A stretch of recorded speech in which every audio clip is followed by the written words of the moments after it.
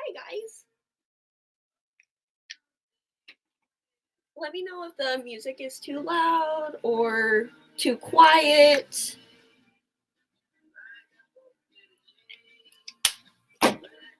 Every time I go live, I always like to have music on, at least by myself, because it's a little awkward. You know, you feel me? I was just getting ready, and I was going to do the makeup and books tag. Like, it was a thought that came across my mind. But I gotta be honest with you guys, I don't want to make like traditional like sit down videos right now. I just want to make vlog content. And I'm not, and like every single time I force myself to film, you guys can always tell. At least, well, maybe you guys can't tell, but I can always tell. And I hate doing that. I'm too much of like wow, that was about to sound really pretentious, but like I can't be fake, so that was not going to happen. So I was like, you know what, instead I'll just do my makeup live. I gotta spray my hair real quick.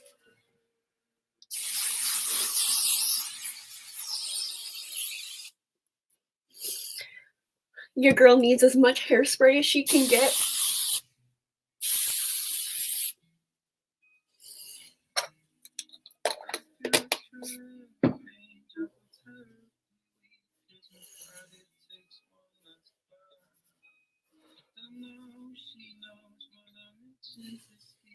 Okay. Oh, I didn't think this thoroughly. I'm gonna have to do my makeup without my glasses, and I'm not gonna be able to see the comments. You know what? I'll just have to figure something out. Let's go back to the comments. Hello, Hawk, Mina. Yes, I do really love the hot rollers. I used to be like, oh no, those are for like old women. What does that even mean? Like, why does that make it a bad thing? It's so much easier, and I used to curl my hair. Oh, let me get it. I tried multiple ways to curl my hair. I first got this bubble roller. Y'all remember when this was big? Like, the girlies really tried it with this, and it's ugly as hell. The ring, like it's just, I do not like the look.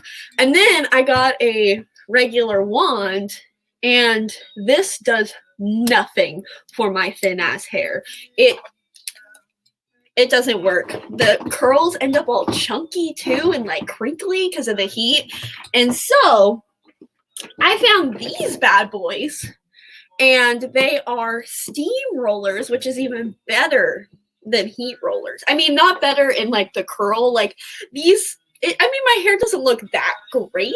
Like, it's voluminous, but like the curls themselves, they're not really like curly, but they're so easy and they don't damage your hair as much, and I enjoy them. So that's why I like them a lot more. So, oh yes, Trevor Belmont, he's right here. I got him and the boy. I really need a Carmilla pop. Like, I don't need the Alucard pop. I do like him, and like I love him with my whole heart, but I don't need him. But I need Carmilla. So I don't know if that's in the works, but we would like that to happen. Oh, are the Witcher editions floppy? Yes, they are. They are. I have both the mass market ones because I found these ones at the thrift store. But then my boyfriend bought me the whole set for my birthday, and they are floppy. Not the floppiest, but they're definitely floppy. So that's good. You know, I was just thinking today, because I was watching Elliot Brooks's videos, and she was showing like the different editions of books, and I hate that the UK paperbacks are never floppy. That is so annoying, because I really want to read I really want the Mistborn and the Stormlight Archive from the UK, but they're not floppy, and I hate cracked spines. Ugh, I don't like them, but I'll probably cave because I'm a slut for a good cover, so. Oh yes, my shirt. This is actually my boyfriend's, but you know, I wear all of his shirts. It's from Scott Pilgrim, if you guys are not aware. This is their band shirt. Oh good, yeah, my hair does not look thin. That's the goal. That is the goal. Do you find the curls last longer with hot rollers? I think that they, like traditional hot rollers that like burn your fingers hot, those are the only things, like even when I was a kid, that would actually keep my hair curly. These ones, like again, they're really like the curls aren't really like defined or necessarily curly, and they fall pretty quickly by the end of the day, but I would still say they're pretty good for my hair, at least. Castlevania does slap. I fucking love that show. I low-key think it's my favorite show of all time. My favorite show of all time used to be, I don't even know what my favorite show used to be. Actually, I think it was The Borgias used to be my favorite show of all time. But I think Castlevania knocked it out. But my favorite comedy show is Psych. If you guys have not watched Psych, it's kind of an underrated TV show, I would say. I don't think a lot of people have heard about it or know about it. So funny. It's about a guy who is really hyper observant because he was raised by a cop, and he then he gets like arrested from the police station when he's an adult because he knew every detail of the crime. And so then he has to put up this ruse that he's actually psychic, and he becomes the police psychic person. It's so funny. Okay, I actually need to get ready. Yeah, I'm not getting ready for anything, obviously, but like putting on makeup and like getting ready just makes me feel a little normal. I'm sure you guys can relate to that. I'm using my ColourPop Pretty and Fresh tinted moisturizer.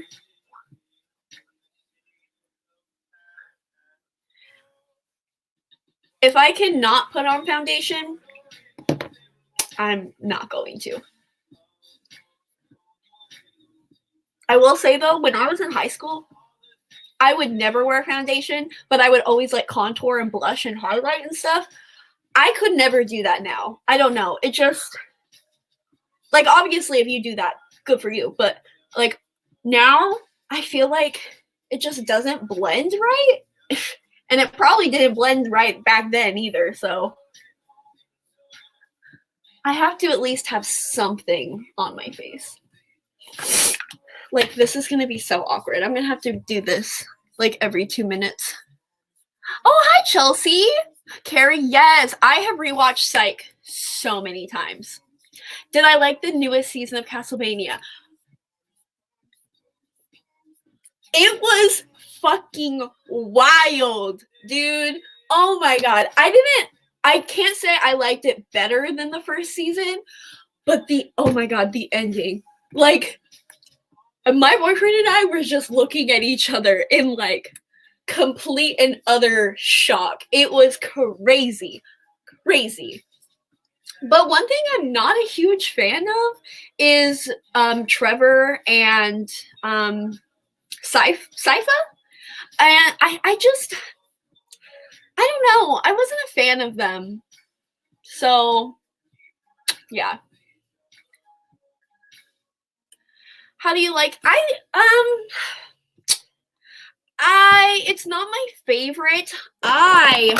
This one is my holy grail. This is the Naked Skin hybrid, one and done hybrid complexion perfector. There's a whole lot of names to this. This is what it looks like. This is heavenly, but it's also like $40. And how much product is in here? 1.3 ounces. No. And this one is way too, I used to be medium. Y'all look at me now. Crazy, but I was in marching band, so, you know. But I really love this, and I actually mix these two, partly because this is too dark for me, so I mix these two. Beautiful. This one, it's kind of doesn't seep well into the skin as much as I would like it, especially around my nose. It kind of just sits there. But for the price, it's not bad. So I'll probably keep using this. But yeah, you know, it's cheap. So it's kind of one of those things where it's like you'll settle for it not being perfect. Haven't worn foundation in so long. Yeah. Yes, I was in color guard. Yes. I always say just marching band because people don't know what color guard is. I honestly, like, I forget that was such a big part of my life. Like, low key, I used to throw around like fucking wooden guns and shit. Like, what kind of American ass shit is that? Like, I don't know. Flag was always my favorite part. And it was probably because it was the only thing I was like decent at. I was never good at weapons. Saber? Don't even come at me with that.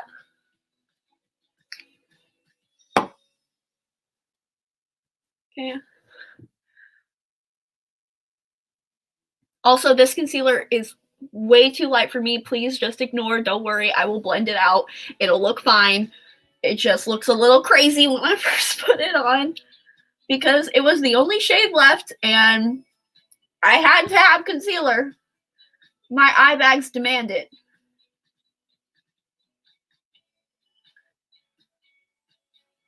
I mean, a really bright under eye is never a bad thing anyways.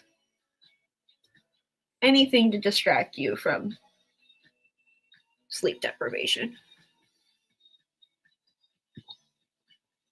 This is also the Pretty Fresh ColourPop concealer, and I was so mad because I actually have it, the ColourPop No Filter concealer, this is white because I use it to prime my eyelids sometimes and make ColourPop on it.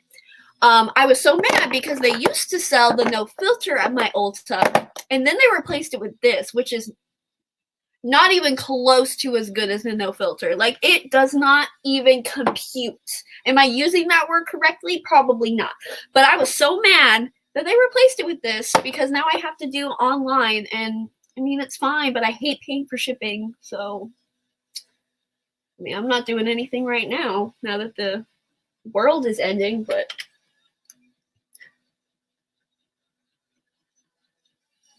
this is going to take so long because every step I need to go back and read the comics. That's fine. I got nothing to do.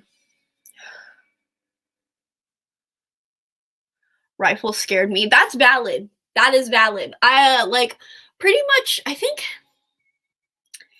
at least a quarter of the team either hit their, like, sprained their ankle or broke their toes or just crazy shit. And one time I wasn't in high school at that time, but a girl in the high school team while I was in middle school, which I guess I was in color guard in middle school. Anyways, bottom line, there was a girl who played saber, and the saber went through her foot, dude.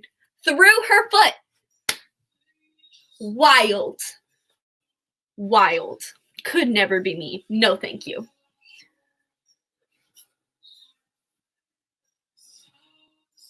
What should I spell out on my light box? Alive. Ah ha ha. Fuck. It's my favorite catchphrase. Because I gotta keep it still white girl, but elevated. You know what I mean? Gotta keep it centered to my roots. e.l.f. Hydrating Camo Concealer. You know what? I don't think I've ever used e.l.f. face products. I love their brushes. This is my favorite bronzer brush by them. I like use it so much that it's not like you can't even see the thing. And then and my holy grail product, their eyeliner. Immaculate. Only like $2. Beautiful. Oh, I love you too. Thank you. You guys are so sweet. Okay. I think for my eyes, I want to do like a really simple 60s mod style with thick ass wings, because nothing makes me feel more powerful than looking like I can fly away. You guys like my mug? I swear I have more Catholicism things than actual Catholics. What am I reading? I am literally 50 pages away from finishing Eye of the World by Robert Jordan. What brush do I want to use? My brushes are so dirty. Please don't look at them.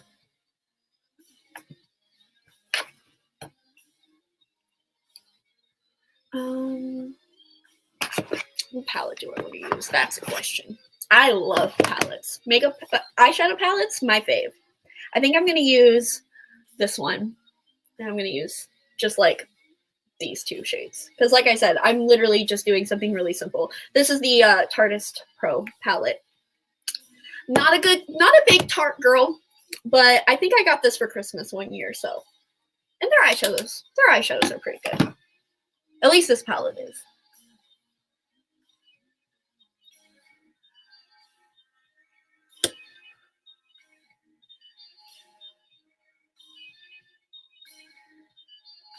Let me check so I can talk while I'm doing this. You didn't, well, I didn't know I was doing this. Hello, Carly. As someone raised Catholic, you know, okay, maybe not more, but I could challenge an old Catholic grandmother, all right? I'll raise her. I don't trust people who wash their makeup brushes. I like that mindset. Okay, let's do that question. What is the first thing you're doing once you are done quarantine? Thrifting. Y'all have no idea how much I miss Goodwill. I miss it so much. And honestly, that's all I do, because, I mean, nobody's employed right. Well, not nobody, but a lot of people aren't employed right now. But I was not employed, and I graduated in December. So I was in my house all day anyways before all this would happen, except for going thrifting. And it's my favorite pastime anyways. And I miss it so much. I am such a shopaholic, and really like, what do they call it? Shopping serotonin. That's not what they call it. What does it mean when you're like depressed? You buy things and it feels better. I am such one of those people. I think that's a Leo thing. I know it's not just a Leo thing, not to make it about astrology, but definitely a Leo thing. And but I'm also a cheap ass. So thrifting really gives me everything I need. And like my entire room is thrifted. My entire closet is thrifted, basically. Like you guys can see a peek of my Hawaiian shirts. Where else are you going to get Hawaiian shirts if not at Goodwill? Nowhere. Maybe JCPenney's. Why is JCPenney so expensive?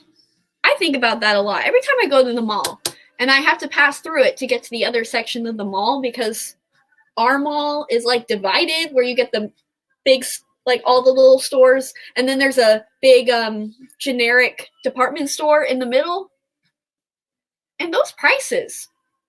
Who is shopping there? It is Walmart things for freaking expensive ass money. I do not understand. And I used to go to Kohl's all the time to go school shopping, but that's because they have bomb ass sales during school shopping. So that's my excuse. I need to get my water because I'm going to be talking. This is the best part about my bookshelves is I can just do this. Love that. But now I need to do this. Here we go. Ew, that looks horrible.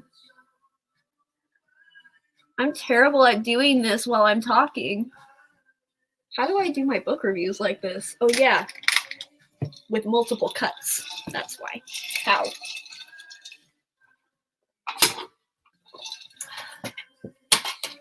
All right, quick break. Glasses. Retail therapy. Thank you. I know I'm a little behind. Let's see.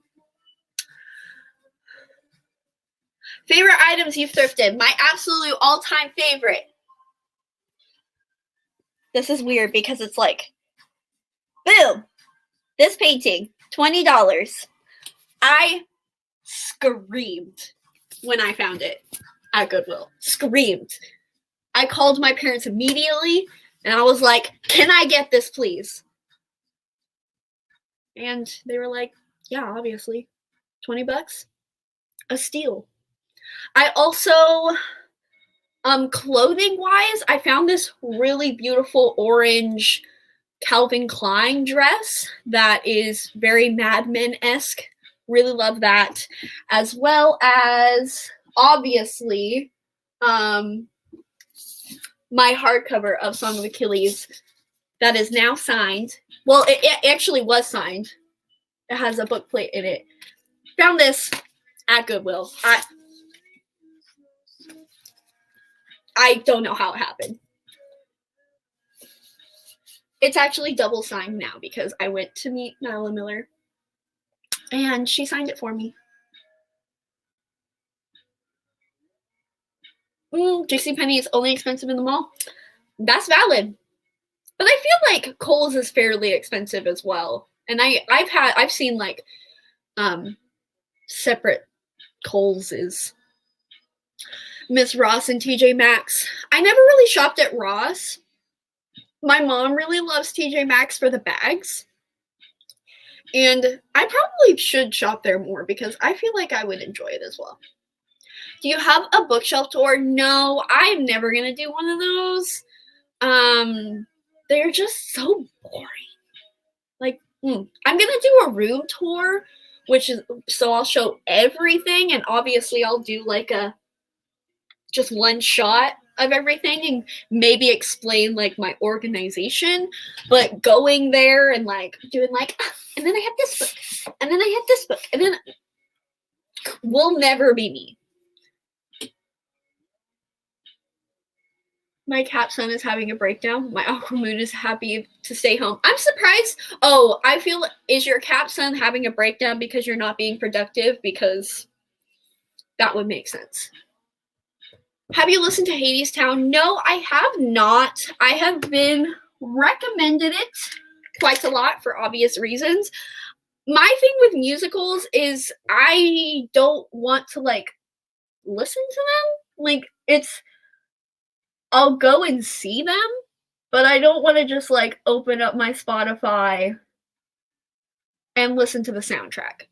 Because I don't know, it just seems awkward to me. But I would love to see Hadestown if given the opportunity.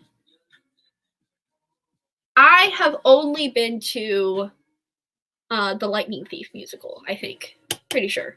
I know my high school did a bunch of them, but I never did anything in high school, so never went to those. But I did go to the Lightning Thief musical. Love. If you are a Percy Jackson stan, love.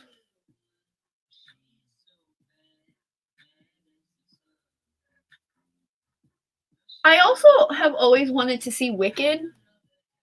They came to my town when I was in elementary school in like, I don't know, 2007, I think. But I never went. And I feel like now that it's not the original cast, won't be the same. I don't know. I don't really know a lot about musicals and like how they're run and all that stuff, so we're just gonna leave it at that. Ooh. Who do I think I am? Trixie Mattel? Could never.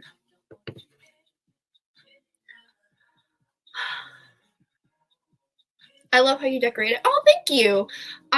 Yeah. That's probably I am so proud of my room. Like, straight up, I love it so much, which is really important to me because it's the place that's like my safe space and all that cheesy gross shit. So I really love it. It's really my art hoe Cancer rising wet dream.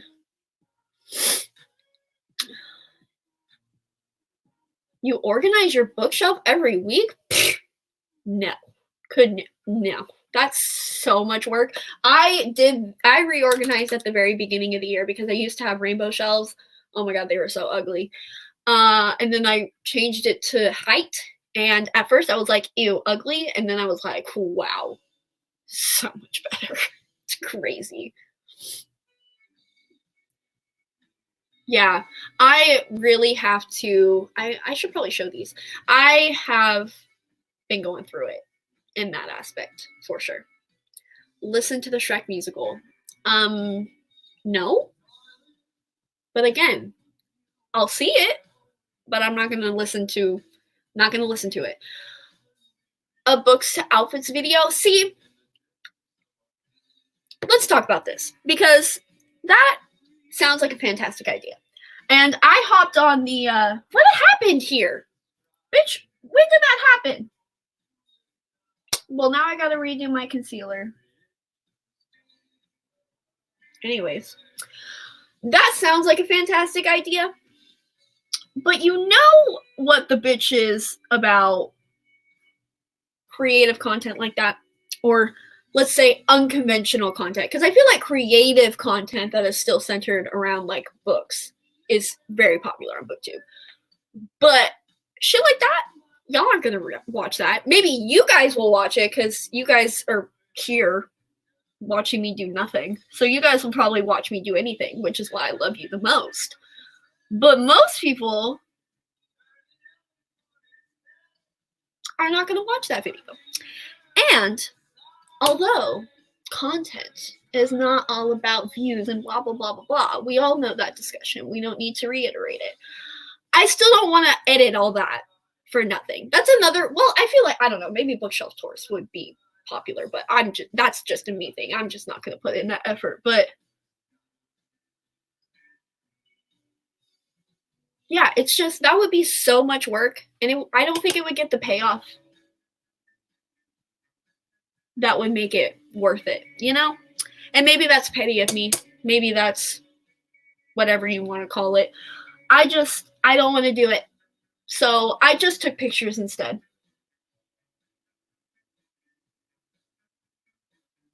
I will say though, this eye is fucked up. I will say though, kind of in that vein of books as outfits video, I do, and I will eventually do a cosplay video because every time I go thrifting, there are always beautiful prom dresses for $6. And so I would love to do a cosplay video just as an excuse to buy prom dresses that my almost 21-year-old ass does not need. So that will be coming, I don't know when, sometime eventually in the future. I would love to do Jude, and I would love to do anyone from House of Salt and Sorrows. Would like, hell, I'll even do Feyre. Actually, I think I have a dress that I bought specifically for this video like ages ago, and it's like a very like powdered blue, very like beautiful dress. And I think someone said that Feyre wears like some kind of blue shirt, blue dress. So I'll even do Sarah J. Maas at this point. Anything for the aesthetics. God, this eye looks terrible. It looks terrible. It truly does. This one is crisp as hell. So thankfully, you guys are seeing this eye and not this mess. It is truly tragic. Let's hope a cut crease will save it. It's just like choppy. I hate it.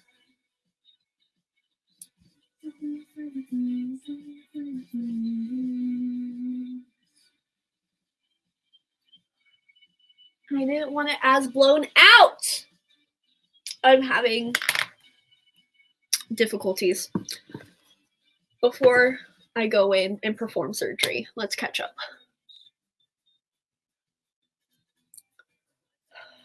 Depends on the cast. Down with the rainbow. Honestly, okay, I feel like rainbow shelves look really good if you have a lot of books in every color. But I didn't, so they looked like shit. But if you have books in every color, it looks beautiful. Like Chelsea's shelves, I don't know if she's still in the chat. Brilliant. Love to see it. And I think Allie from Hardback Hoarder, hers are pretty good too. But if you read predominantly fantasy, I think it's just really hard to get a very like crisp rainbow shelf. Oh. All right, moving on. Ooh, fave Barbie movies and rate them. Yeah, let's do that. Okay, that'll give me enough time to fix all this up. Okay, so top tier, which is going to be nobody's surprise, and it is my favorite. 12 Dancing Princesses. Enough said. That's it. Period. I don't have to say anything else. It is the best. Okay? It's the best. The music, nothing made me want to be a ballerina more than that movie and that opening theme song. That opening theme song slaps so hard. Rip to headphone users right now. It is so good. Love that shit. I'm using my Glaceon brush. But I will say that maybe it's not objectively the number one, but it's my number one. I think objectively the absolute best Barbie movie, like biases aside, Rapunzel. Oh my god. Brilliant. Iconic villain. Bad bitch villain. And just like the concept of a Rapunzel character, like archetype. Is Rapunzel an archetype? Probably not. All the English majors in the chat are screaming. The fact that the paintings that she paints, she can then transport to that place. Give me the book. Give me the book right now. I want the Rapunzel Barbie movie as a book so badly.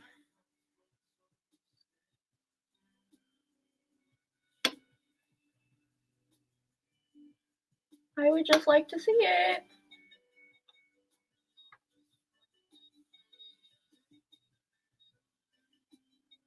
My next favorite is maybe unpopular. Okay, I don't know. I think I do like this one better. I think my third favorite Barbie movie, it's really close to Magic Pegasus. Like, that one is also really, really good.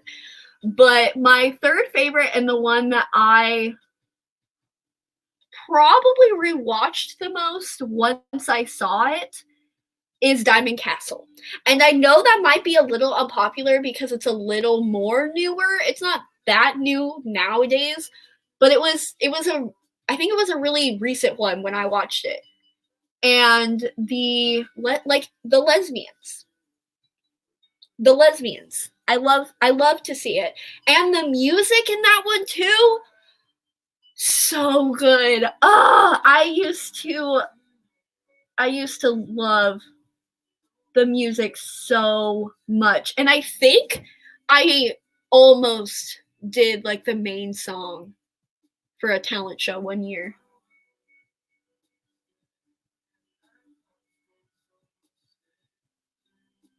So I really love Diamond Castle. But then again, Magic Pegasus is so good as well. I know some of y'all are in the chat maybe being like, but where's Princess and the Pauper? Again, unpopular opinion, Princess and the Pauper ain't shit. Like, it's fine, it's decent, but it's like, you know? I don't really care for it all that much. I think the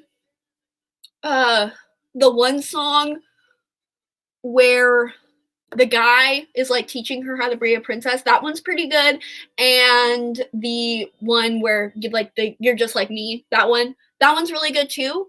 But I don't know, there's just something about Princess and the Pauper that just never really hit like the rest of them did.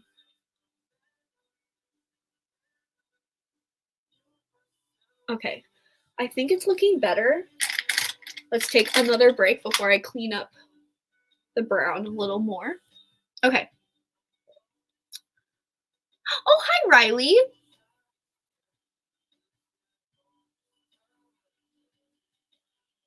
Cosplay video. Yeah, I really love the concept of cosplaying. It's a lot of dedication.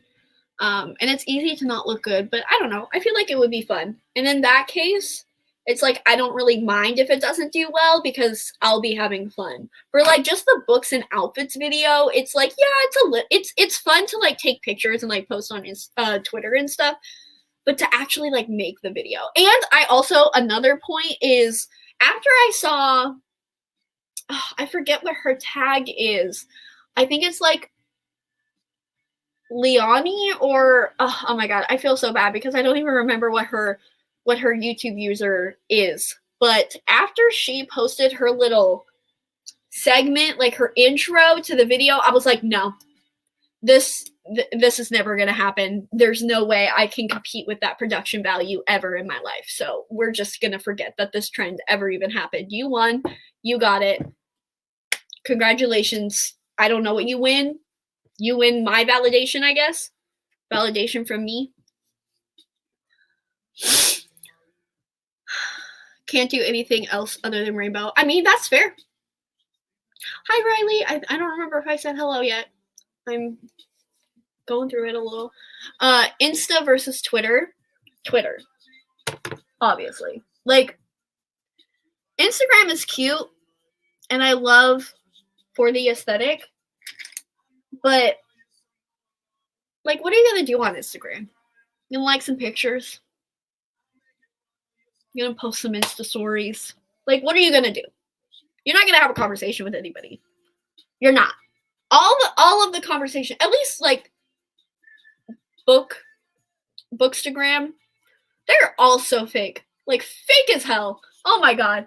Is there a genuine, well, I'm sure there are genuine people on Bookstagram, but like the way that the community is set up, y'all have to be so just nice. And every single time like I look at a Bookstagram comment, it's like, what's your favorite ice cream flavor? And I'm like,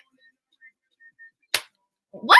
Are we living in 2012 right now? What is going on?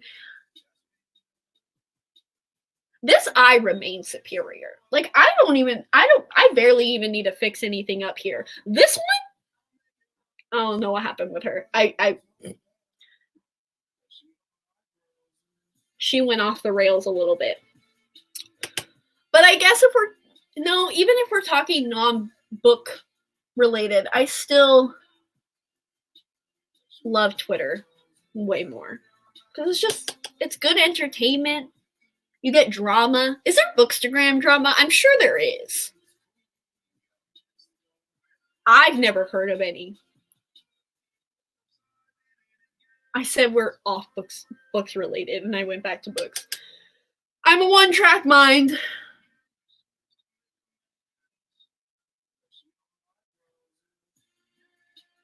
I do like posting on Instagram, though. Like, I still do like posting photos and all that jazz. I like getting validation through the internet as much as any other person. But Twitter is definitely superior.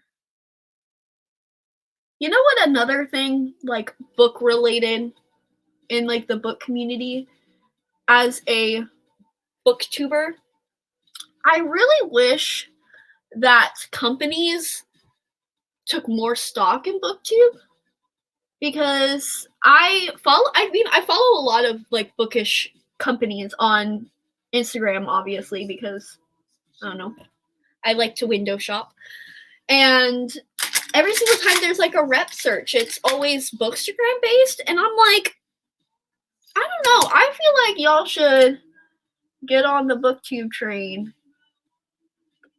because I always hear about new things from booktube because that's the thing I watch. I don't really go on Bookstagram, so I feel like there are a bunch of other people that are in the same boat as me who aren't on Bookstagram but watch booktube and could get introduced to all of these really cool new companies. But I'm not part of any management, so what do I know? Nothing. Absolutely nothing. Okay, now before we get into eyeliner, Instagram is boring. Yep, exactly. Yeah, I low-key never scroll on Instagram. Like, I'll scroll like the first 3 posts, and that's it. I usually only go through Insta stories, which is a little weird. And most of the time, I'll like watch the first one, but if you post multiple ones, it's gone. I only see the first one because I be scrolling. I don't be typing. Scroll. So you gotta catch my attention. The first story. I try to like the photos of like the people that always like my photos, but nobody's got time for that. At least I don't. So I'm not all that invested. If the gods joined book Twitter, oh, this is perfect for while I do my eyeliner. Well, not perfect because that means I'll have to talk and I can't obviously talk. Man, I got a lot more fallout than I thought I would. So that's just Boo Boo the Fool for trying to do concealer first. It's just a mess. If the gods joined book Twitter, that is such an interesting question, Carrie. Let's discuss once I do my eyeliner.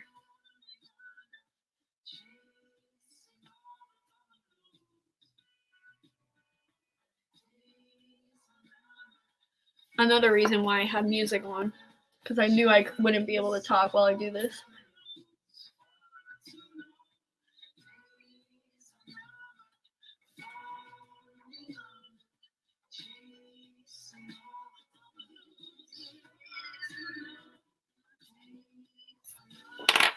Ooh.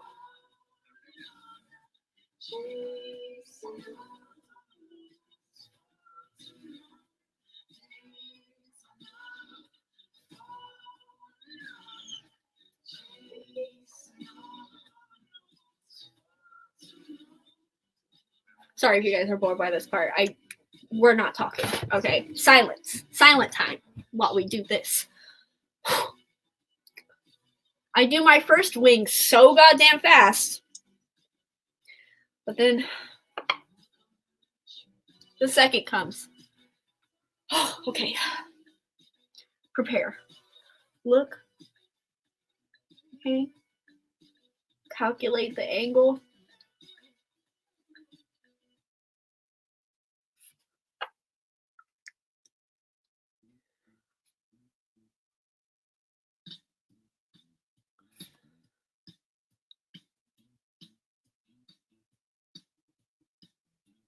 I wonder if geometrists, I don't even know if that's a thing. I just made that up right now. I wonder if geometrists or people who are good at geometry have ever calculated the angles of a perfect winged eyeliner. If there are any people who are good at geometry out there and need a video idea, you're welcome.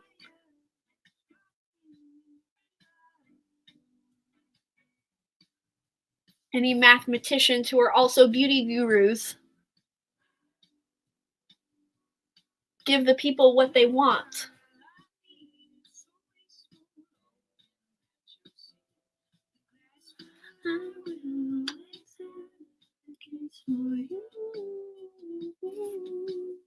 Okay.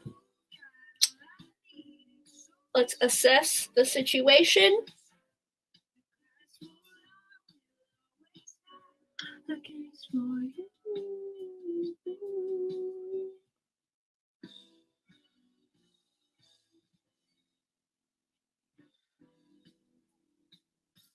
I wish I had a clue.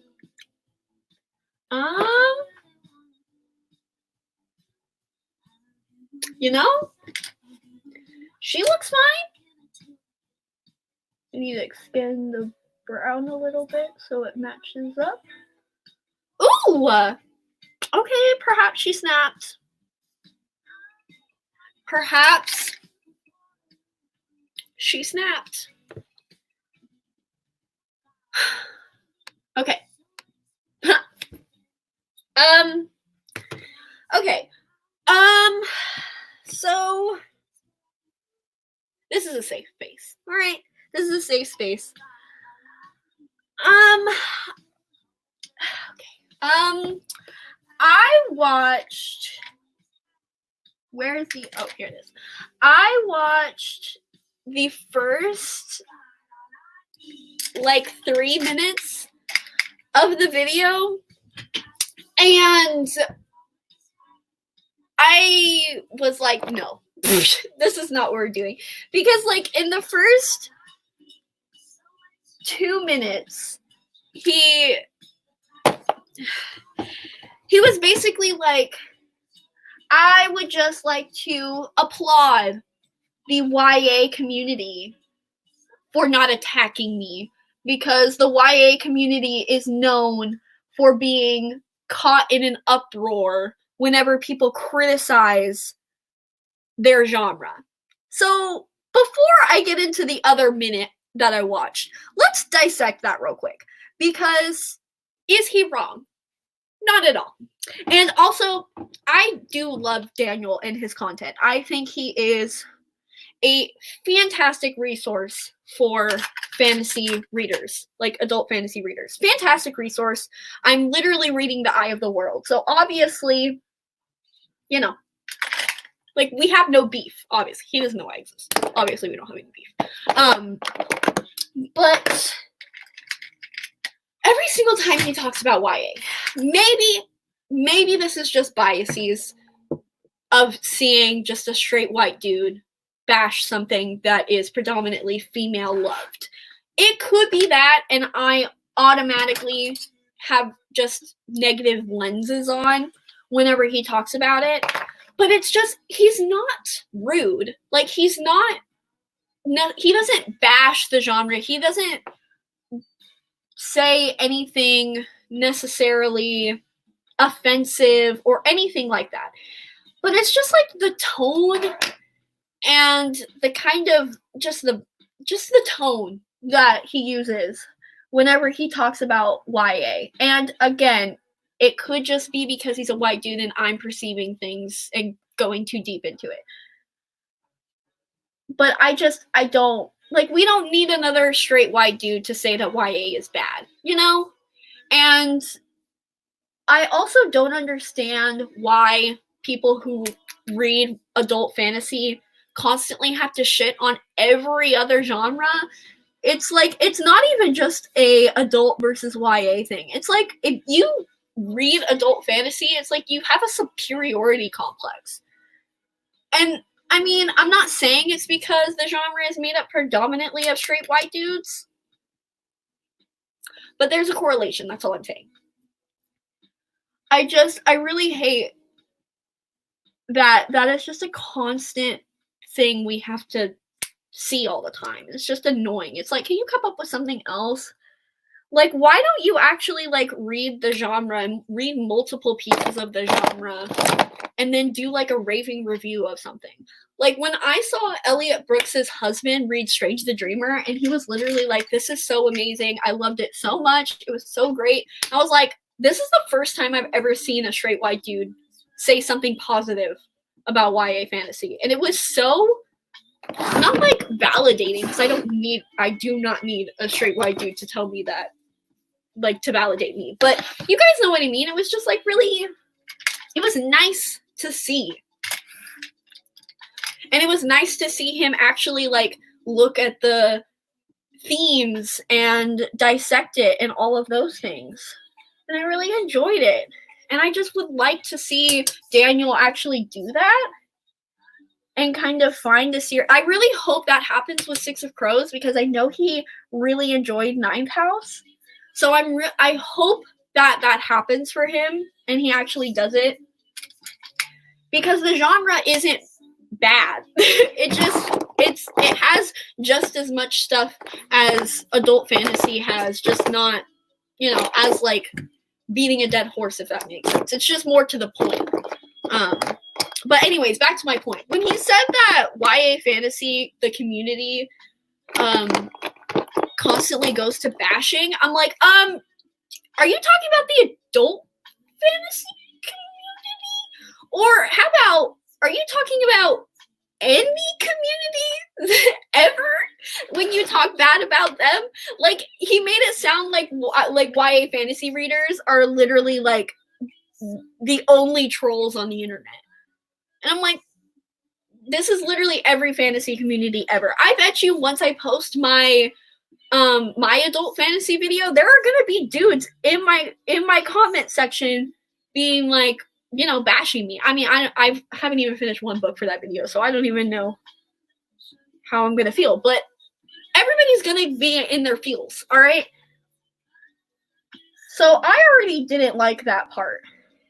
And to build off of that, the YA community only gets shit from people. Only get shit from people. Unless you are in the community, it is constantly bashed on.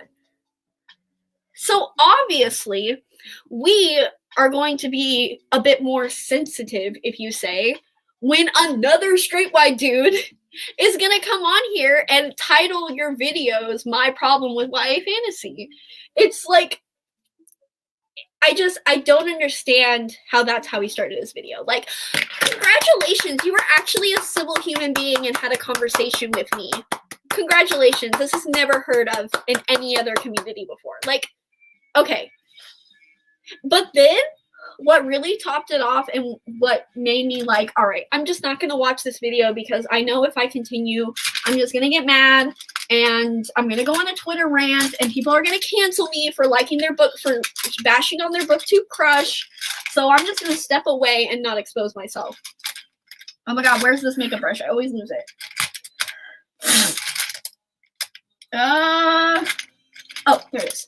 It's when he first applauded us for being so cordial with him and being a decent human being, that he had to be so condescending and actually, like, resorted to, like, he, like, brought the receipts of, like, what he actually said versus a DM comment that he got. And normally I love when a YouTuber is sassy. It's just, again, it's just the tone that he uses when he like tells someone off, oh my god, it is just too much. Like I am fairly certain that this man is a Sagittarius. He is either a Sagittarius or an Aquarius. I'm pretty sure he's a Sagittarius though. Like he is too much for me sometimes. And so that's when I knew I had to just step away from that video. So yeah, I don't know. Look at that. You see what ranting does to me? I know you're supposed to let it dry, but who has the patience for that? Not me.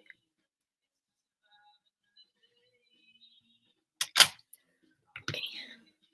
Go back to the comments. Oh, okay. Okay. We need to pay attention to book Twitter. I get almost all of my recommendations from Twitter at this point. Yeah, see? Also true. I only watch stories on IG if you post on your feed. Yep, same. Hooded eyes can never. You can.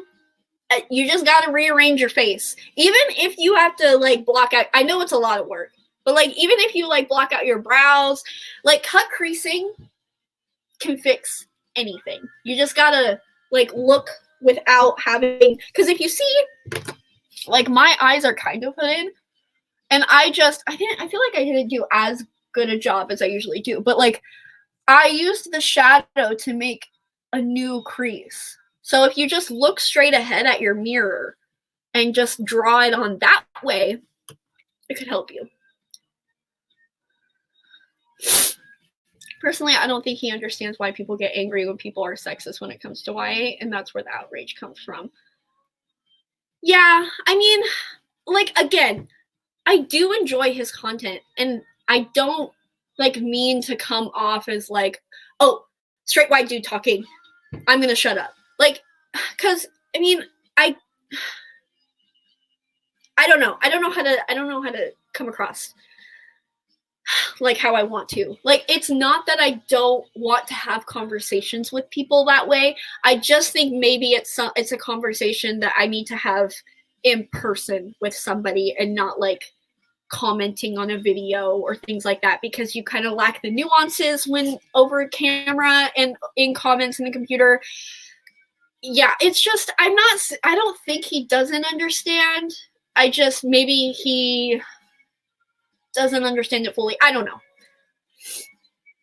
It feels like he's talking to wife, talking down. And yeah, exactly. And not in a mean way. It's like he acknowledges that like he says repeatedly that he's like not talking down, and like he respects people who read YA, and like if that's what you like, that's fine. But it still like comes off as like, oh, you watch trashy reality TV? I mean, that's okay. I mean, it's not for me, but like I guess it's okay if you like that. You know, it's kind of like a backhanded compliment kind of thing. If you haven't read more than 10 YA books and were published in the last decade, I want to hear your opinion. Yeah, I know he recently read Side, and he did a review of that. And I mean, again, I'm probably biased because I really enjoyed Side.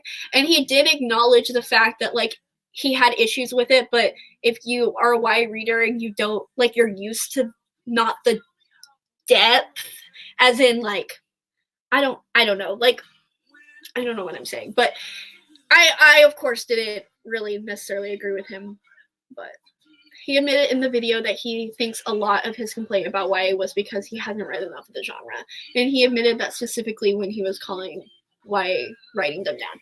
I mean, that's good. That's good that he acknowledged that, because YA again. Oh my god, it's crazy how much YA has like matured in recent years, not only in like the writing content, but just the stories. It's very much like unique, like not like every story isn't the same anymore. It's not like what happened with Hunger Games, where then people were just pushing out dystopian books all over. It's not necessarily not there, because currently right now in the YA community, fae is a really big word, but I don't think anything is necessarily a copy of anything. It's just that's what's popular, and that has more to do with the publishers, not necessarily the writers. But overall, the writing, like the actual, like the actual writing itself, the content, YA is the pinnacle of like the leading front in diversity and inclusivity, and there are just more pros to YA than cons nowadays. If we're talking about like 5 years ago, then I mean, yeah, we could probably talk about that. But from what I've read of adult fantasy and YA fantasy, yes, there are differences, but it's not necessarily like, it's not like, what's the word? It's not like good wise. I that's a terrible word to use, but it's not like what am I thinking of? What's the word? Like one is not better than the other. It's strictly how the story is told. Like the stories are just as good from one another, but I think like YA fantasy is telling one person's story at one point, and adult fantasy is showing a lens into a person's story in the context of everyone's story, if that makes sense. I feel like that's the main reason, or the main difference from them. He did ask for Rex, so I have some hope. I mean, yeah, I don't know. Again, YA is not for everyone, and I don't want him to force himself to like it. But I also don't want him to make videos about it if he doesn't like it. You know, it's just, again, we don't need another person to comment about why they don't like YA fantasy. It's like, how about make a video if you do end up liking YA fantasy, and then maybe making that same video and ending on a positive note? Because it's like, I look at you and I'm like, yeah, I could probably guess that you have problems with YA fantasy, you know? It's like, you're not adding anything new to the table. I'm sorry, but you're not. Like, we have established. We can tell. So. Oh. Who is calling me? I don't want you to call me. Do not call me. We are not talking to each other. You can text me if you have my number. People who read mostly adult fantasy feel so entitled to judge every other genre. Yeah, it's really, I mean, again, you could probably say this about a lot of genres, but it's just something that I really notice with adult fantasy. Like, it's just all Reddit dude bros. So, we don't like that. They don't say it in a mean way, but you can hear it in the tone. Yeah, like, you can tell. It doesn't matter how many times they're like, oh, it's okay. Like, I understand. Like, you like what you like, but it's like, it's, you're just not, it's not the same. Oh, hi, I love you too. I think the issue is the people will read one bad YA book and suddenly it's a reflection on the entire genre. Yeah. I've read horrible adult books, but I would never say adult books suck because of it. Yeah, pretty much. Same with like classics, or romance, or anything like that. Yeah, they read 50 Shades of Grey long ago. Yep. It's exactly like that, and it's unfortunate. I hated that he made that video, and it sucks because especially like right now, we literally just got that like viral post of that author and everybody being like, "Why don't you read an adult book?" Which I'm sure he either doesn't know about or like didn't plan for. I'm sure he plans these videos months in advance. But, or maybe not months, but you guys will get what I mean.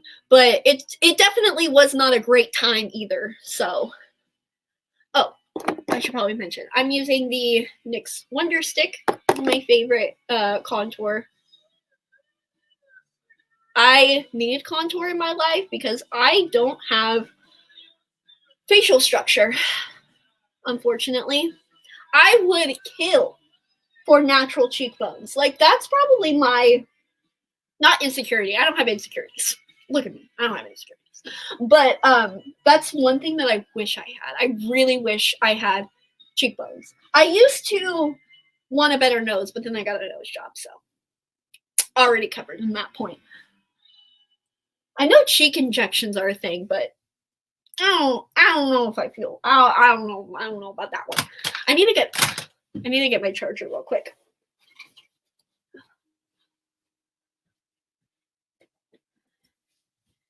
And I just move it through. Oh. It's a good thing I have pants on because that would have been awkward.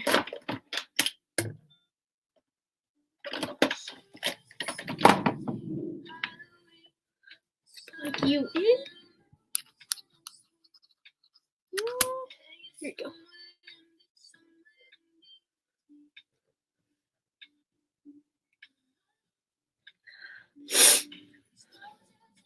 You can also say you don't like a genre without saying it sucks.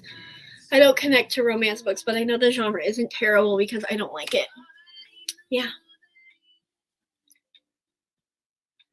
Yeah, it's true. Listen, I spent enough of my life, my early years, as the most insecure person on the planet. We're done with her. We don't know her anymore. She's gone. We've grown past her. We have matured.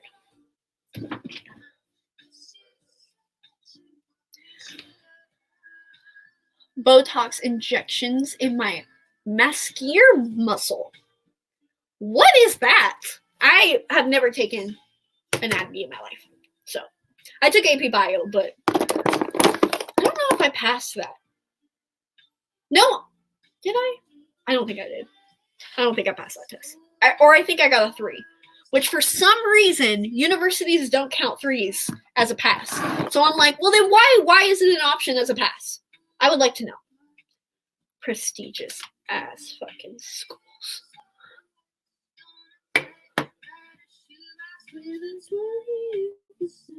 My holy grail, Milk Soleil chocolate bronzer. You know what is so funny? So I used to, like, I was big in the beauty community. I never made, like, beauty YouTube videos, but, like, that's what I predominantly watched before I got into BookTube. I still watch it occasionally, but everybody hates Too Faced.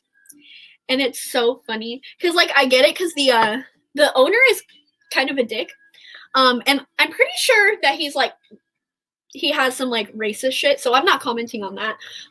That is borderline shitty. No negotiations about it, or no compromise about it. But I remember there was this one time where he had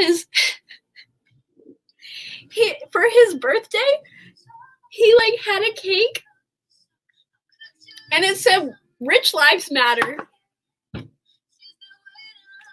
Everybody was so mad. And if it didn't have, like, the connotations of, like, comparing it to, like, you know, the Black Lives Matter. So I wish it said, like, I don't know, something else. But I thought it was so funny. Like, just, I don't know. I think it's weird because some days I'm like a hardcore capitalist because I'm poor. Well, not poor. I'm not poor. But, like, I'm like lower middle class, I would say. So obviously I'm a capitalist because I'm like, I'm going to buy this cheapest shit because that's all I can afford and I got to spend my money wisely. But I'm also a socialist because I'm like, eat the rich, you know? But I just think obnoxiously rich people are so funny. I don't know. Maybe that's a privileged thing to say. It probably is. I just, like, I hate them. But, like, when they're obnoxiously rich. Like, I know Marie Antoinette didn't say, like, eat cake. But, like, if she did during the French Revolution, that's low-key a moment. I don't know. Maybe I should stop talking. I just love messy bitches, you know? I love them. I love to hate them. They're just so entertaining. Ooh.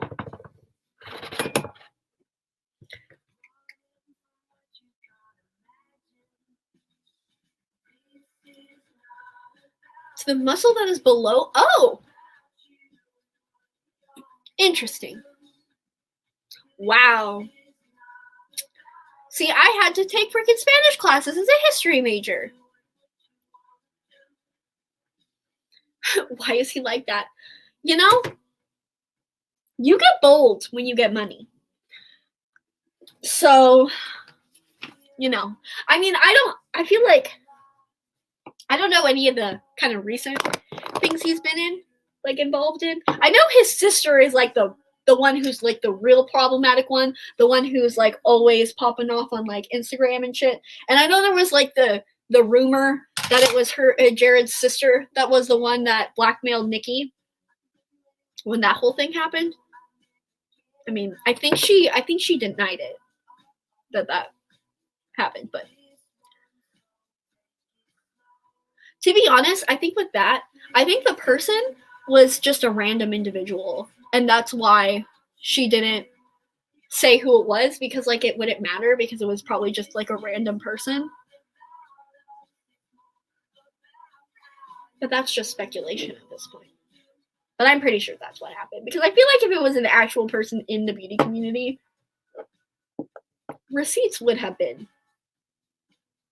given, shown. But I think it was just a random hacker person.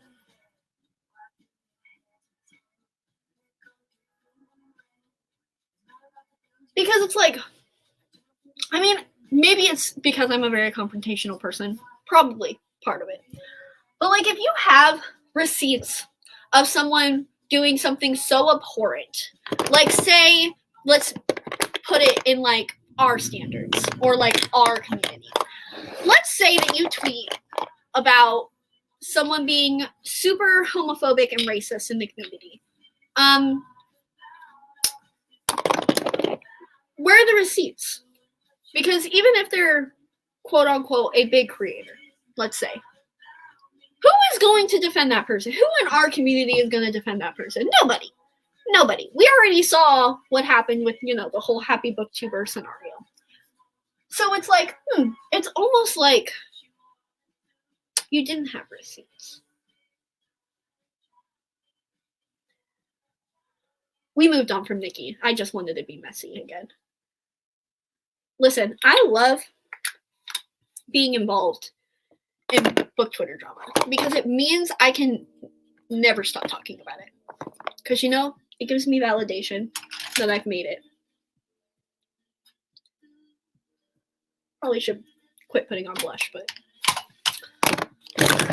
it's what the TikTok girls want. I need to do my eyebrows. I always forget about my eyebrows because they're so huge. And I'm like, do I need to do them? The new rich are funny and they aren't self-aware enough, I think. Yeah, probably true.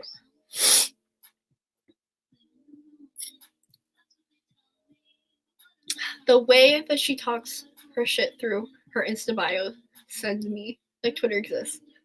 That's true. It's every single time I see screenshots of her, it's always through like her Instagram bio.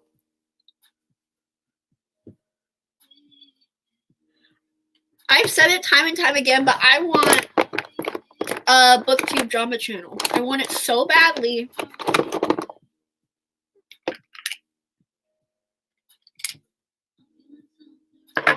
So if anybody messy out there who has always wanted to start a booktube channel, but like don't want to show their face, please give us what we need and what we want and what we deserve. You already got like 3 video ideas just in this week. So I would like to see it.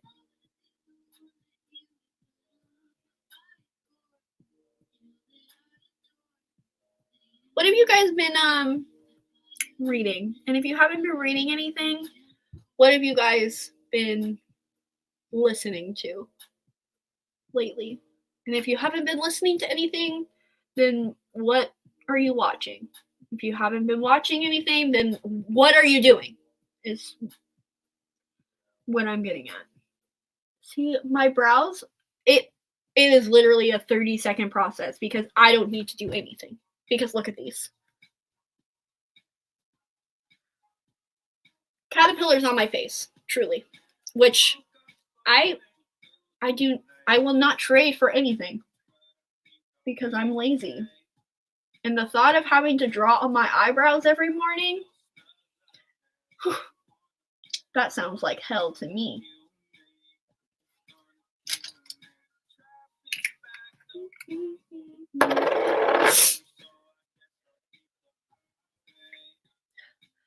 Someone said that BookTube was nicer than BookTwitter, but I low-key think people are too cowardly on BookTube. Yeah. That's true. And yeah, I mean, I don't really mind it because I think it's nice I'll take people being messy on the timeline and fake on BookTube than like not being messy at all and just being fake 24/7. Like there's nothing worse to me than somebody who has a bland ass personality on the camera and then a bland ass Twitter timeline. I'm just like, do you have any opinions? Like, do you have any opinions? You know? It's like, give me content. Give me some entertainment. Give me some spiced. Give me some zest.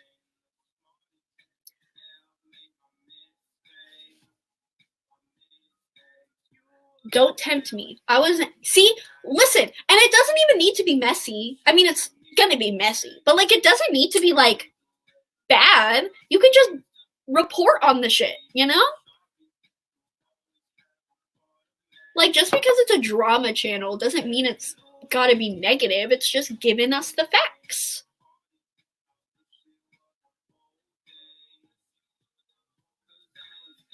Like, we really do need a news source because I know Carly and I are like, every single time something goes down, we're like, who's got the screenshots? What happened? Where are the tweets? Where's the original source? That's especially relevant if in one of those cases where like one person says shit and then like the whole timeline has to respond to it, and then you never find the original tweet. You just find all of the cold ass takes that are responding to a thing that we all consider common sense.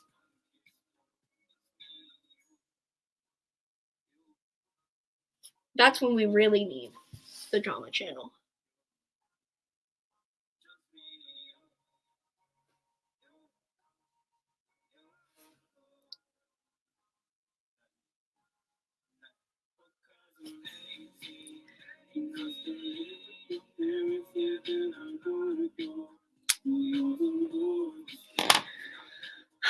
I'm watching Soul Eater. That is an anime, isn't it?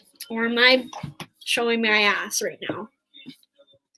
I have always been interested in anime, but it's so intimidating to me because I never know what to watch. I have watched Death Note, which, I mean, obviously. And I've watched Cowboy Bebop, which after Cowboy Bebop, I mean, what am I going to watch? You know? Like, what's going to be better than that? And, oh, I watched Devil Crybaby on Netflix. That's the weirdest shit I've ever watched. Let me just tell you. Weirdest shit ever. Really enjoyed that one.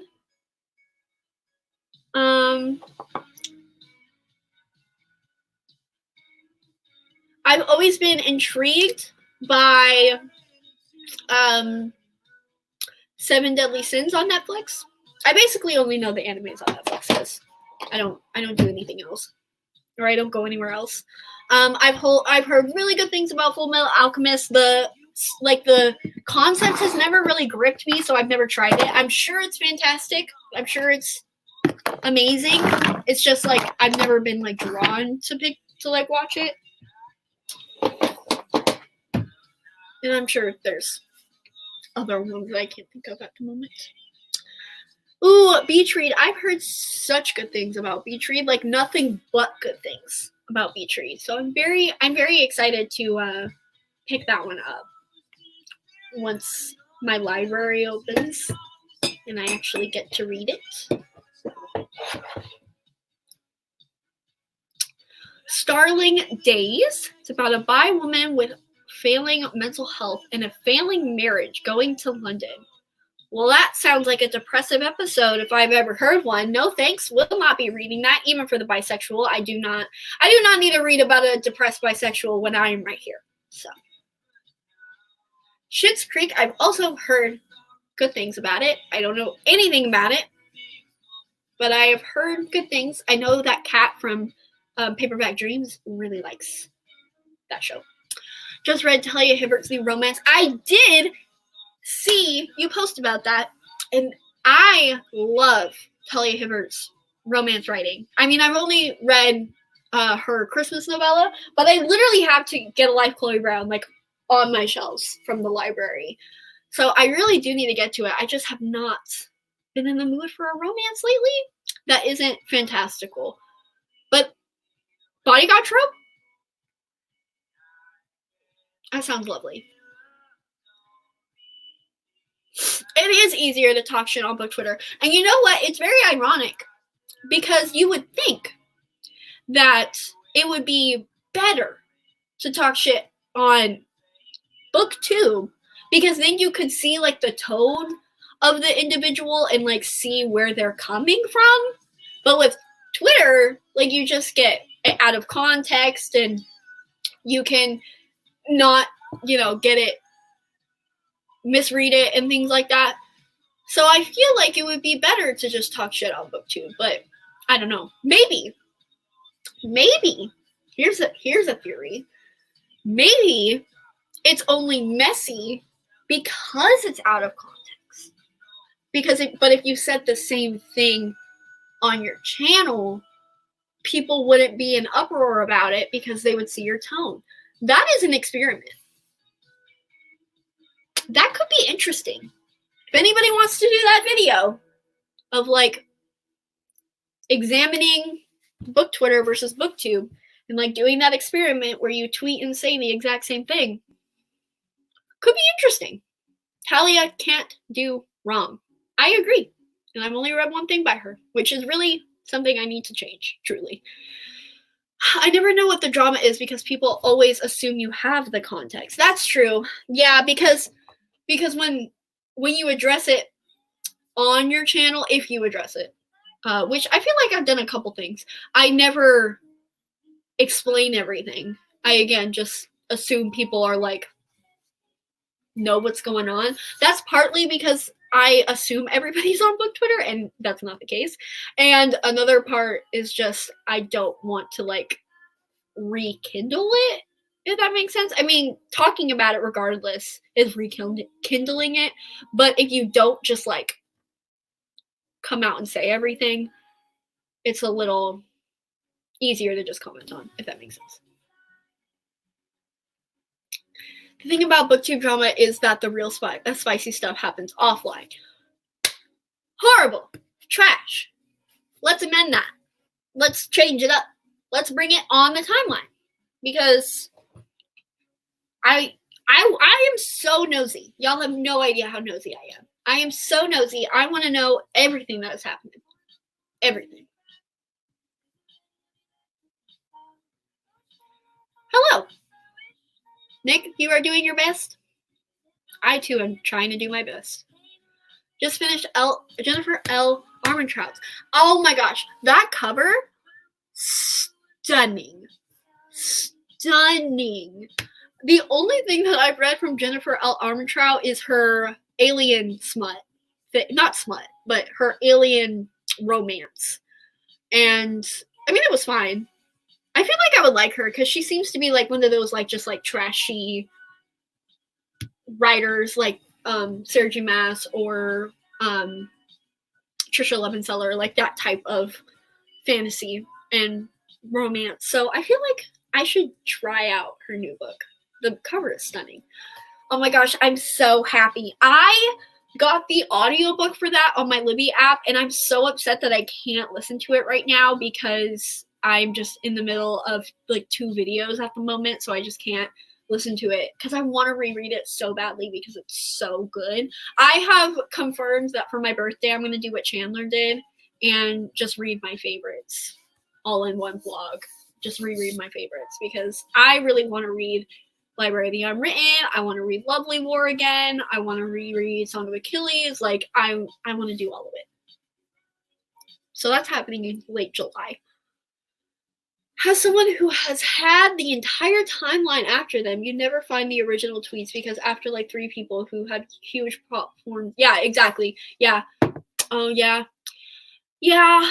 You know, I will say, I totally understand deleting original tweets, but my pride would never allow me to do that. Because in my head, I'm like, I like can take the backlash of like people constantly responding to it, but I would not be able to handle like the breaking point. Like, y'all can cyberbully me all day, every day. I'm like, ooh, give me the attention. Thank you. But I would not be able to handle the tweets that be like, she deleted the tweet, good riddance. Like, that would break me. I would be like, excuse me? You think I'm a little bitch? Nope. Same thing applies to blocking people. Like, I will not block you. I'll mute you because I don't want to see your face on my timeline. But I will not give anybody the satisfaction of getting a block from me. Because I will not give anybody the satisfaction that I care enough to block them. I know it's a weird concept. I would rather see the bullshit than like curate my own space, which doesn't really make sense. But that's that. My pride is too high. Rich people who are funny. Is that possible? You know who aren't allowed on TikTok? Dogs and rich people. Hate them. Oh, and white boys. White boys, dogs, and rich people, get off my timeline. So glad I honestly curated my TikTok to only be lesbian witches pretty early on. Always miss the drama on the timeline because of the time difference. Aw, that does suck. And you know, I never tweet after like, okay, that's a lie. I tweet all the time, 24/7. But I try not to tweet the real good stuff past 10 p.m. because I won't get validation. And like, why am I tweeting if not for validation? Created my feed to annoy the mess because nowadays people will be like, did you see it? I'm like, what, bruh? See, I would never do that because I want to know.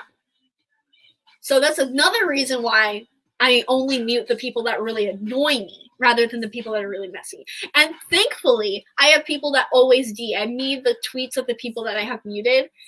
So like people have me. I got the best people.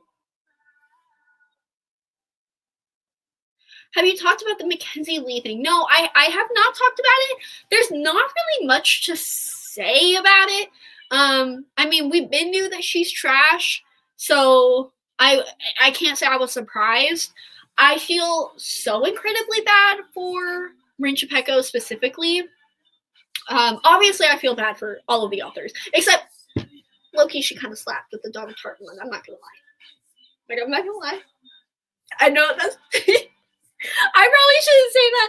I was gonna tweet that out. I was like, she low-key kind of slapped with the Donna Tartt one. I was gonna tweet it, but I was like, no, let's save that in the draft. But like, only 26 people are watching. If you guys expose me, I mean, whatever. I thought that one was kind of funny, so I kind of like that part. But like everybody else, I was like, yeah, that really sucks. Especially because Rin mentioned that she was DM'd by other authors that were like smaller, and the same thing happened to them, which I know the pictures that Fadwa included. One of them was like the upright, I don't know the title. It's like Upright Something Women. It's the one about lesbian librarians. I know obviously that author is not as big, and like the couple other ones. So I'm not, it's not good that Rin experienced that, obviously, but it's nice. Again, not the right word I'm using, but you guys understand what I mean.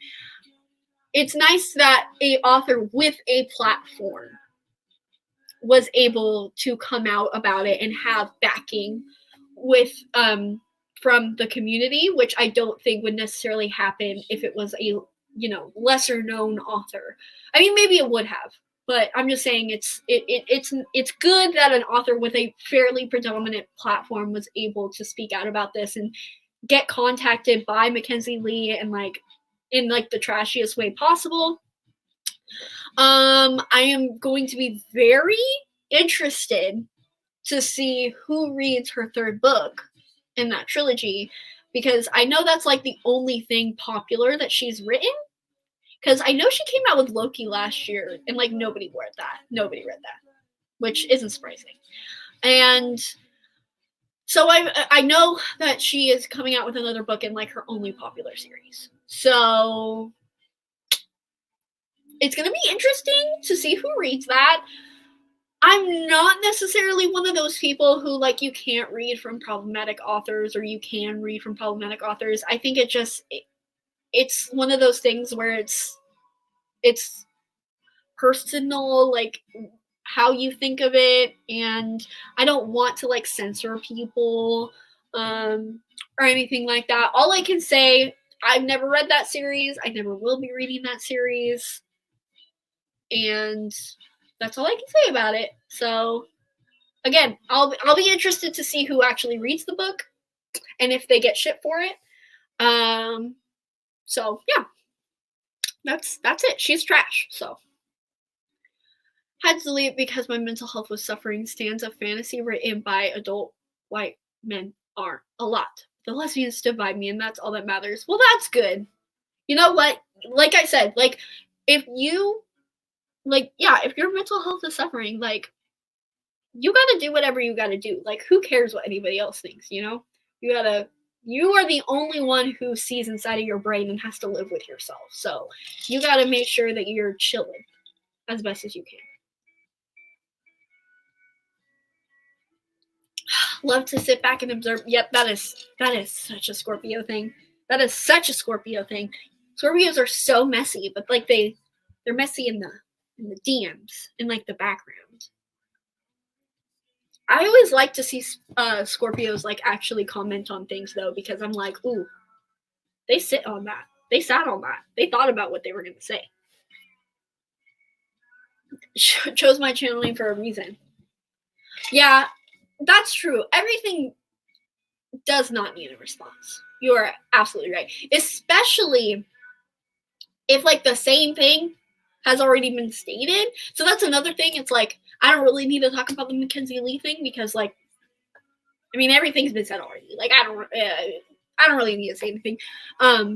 So that's just one thing that again is really annoying when like one person says something and then the whole timeline has to say something. It's like we've already seen this tweet, same thing all over again. So I also hate it when like something involving like diversity or inclusivity or lack thereof comes up and everyone feels the need to tweet about it, especially, you know, the fellow white people. We always have to feel the need to tweet and like respond to something, because if we don't talk about it, then we're like then we're ignoring it, you know? And it's like,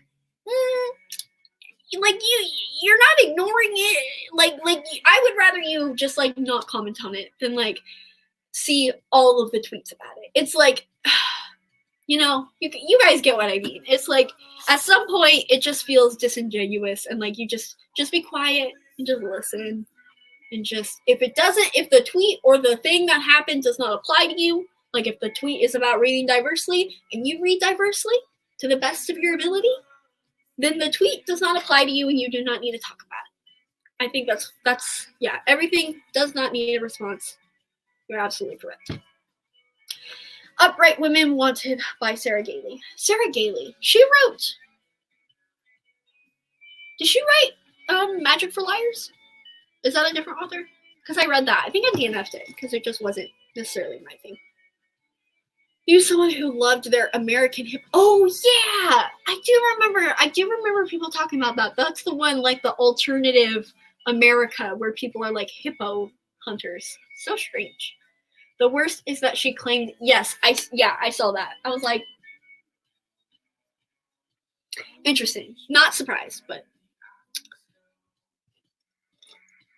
yeah. If she doesn't know her, why is she writing all over her book? some sort of whack-ass publicity. You know what? I will say, I want to know what the bookstore is. Because I don't think I saw anybody coming for the bookstore. And I understand we should, like, support own business, or, like, local businesses and all that, but, like, that's trash. And, I haven't seen anybody comment on the bookstore that was selling these particular copies. And I personally would like to know who it was. Every time I think that everything has been said about the female drama, and then someone else starts it again. And you know what is pretty annoying about female drama? Is, first of all, we have the same conversation all the time about people like saying that female books don't exist and all that stuff. That is ridiculous. You know, that's bottom line. Nobody can refute that. That is a ridiculous claim to make in today's age of our good Lord's year 2020. But because we have had that conversation so many times, and because for some reason, like, male fetishizing has been equated to reading female books for some reason, that is just bizarre to me. And I hate that they're equated, because it means that you can't criticize or make comments or just, like, make observations about the female books that are out there without, for some reason, getting equated to, like, male fetishizing, which I think is so just strange to me. Like, I understand where it stems from, because it stems from the people that would, like, only read male and, like, would never pick up female. Like, I get that's the root of where the conversation started. But it has branched off so much from that, and because of the roots, we still constantly have to, like, oh, people will say that, like, female books don't exist but read male, or people are criticizing female books, but, like, their most recent books are, like, male books. And it's like, I shouldn't have to, or I shouldn't be equated to anything to do with male romance when we're talking about female romance right now. Does that make sense? Like, for example, recently there was a tweet, like, a couple days ago, and someone said that why are all, which, granted, you probably shouldn't have said why are all, but the tweet said, why are all female books mushy gushy and, like, very, like, soft and all of those things. And that is a complaint that I have had with a lot of the female books that I have read. Granted, I haven't even really touched the surface with the genre, but, like, I've read a few. Like, I've read Crier's War, and I've read The Dark Wife, and I've read Her Royal Highness, and I've read a couple others, you know, that I can't think of at the top of my head. But that has been like a trend that I have read with female romances that I've read. Crier's War touched on it a little bit, like, the more of, like, the sexual aspect of it, but for the most part, a lot of the females that are, like, popular and a lot of people read are very soft. They're very, like, hold your hand, like, I'm gonna cuddle, like, I'm gonna brush your hair, like, very soft romances. And I don't think it's bad to criticize that, you know? Like, it's like every single time people want to criticize or just critique or just comment or just discuss the female drama, or, like, genre, which isn't even a genre, but just the category, it's met with so much hostility. And it's like, why can't we just, like, have this conversation? Like, I know that original tweet wasn't saying that really raunchy, like, sexual female romances didn't exist. I know that that's not what they were saying. They were just commenting that it is a genuine trend that happens a lot about female. And I know Jamie's Shelves, I don't know if that is her actual Twitter handle, but she commented on it and she was like, we need to be able to have these discussions about internalized misogyny and homophobia and all of these things that has affected how female romances have to be perceived and have to be liked or tolerable and palatable, is through these kind of soft friendship-esque romances. And again, like, we should be able to have these conversations without, one, having to be compared to male romances. Like, that's not even a part of the conversation. And two, we shouldn't have to constantly be attacked for commenting and discussing a genre, because discussions are what's going to make the genre better. And also, I hate it when we have the female drama and the original poster was not being rude or condescending or denying the existence or what everybody does for the genre, bloggers, authors included. And it's so condescending when they're like, how, anyways, read this book, and this book. It's like, well, maybe they didn't know that those books existed. Like, it's just so hostile. It's so hostile. And I don't know where it, well, okay, I do know where it came from, as we discussed, but it's sad that that's where we are, you know? Anyways, that was a really long rant, but hopefully you guys understand what I mean. Like, soft female romance are valid, but I'm like, I want, you know, like, I want it to be spicy. Saw people coming for the bookstore, and the bookstore was being messy when replying. I need to see those tweets. I need to see them. I would like to see. See? Carrie, if you're still in the chat, this is why we need the video. Because I've never seen the screenshots, and I would like to see. It was her on their account. Oh, yeah, because I think she works there, doesn't she? Maybe? Oh, my apologies. Sarah Gailey. They, them pronouns. We'll make note of that. Yes, I read like 70% of Magic for Liars, but it just wasn't, it was kind of strange because it was like Harry Potter, everything's compared to Harry Potter, but it really was like, it was like a magic school, and it was like a detective noir in a magic school. But the magic school was like regular high school, and I think that's a cool twist, but it wasn't what I wanted.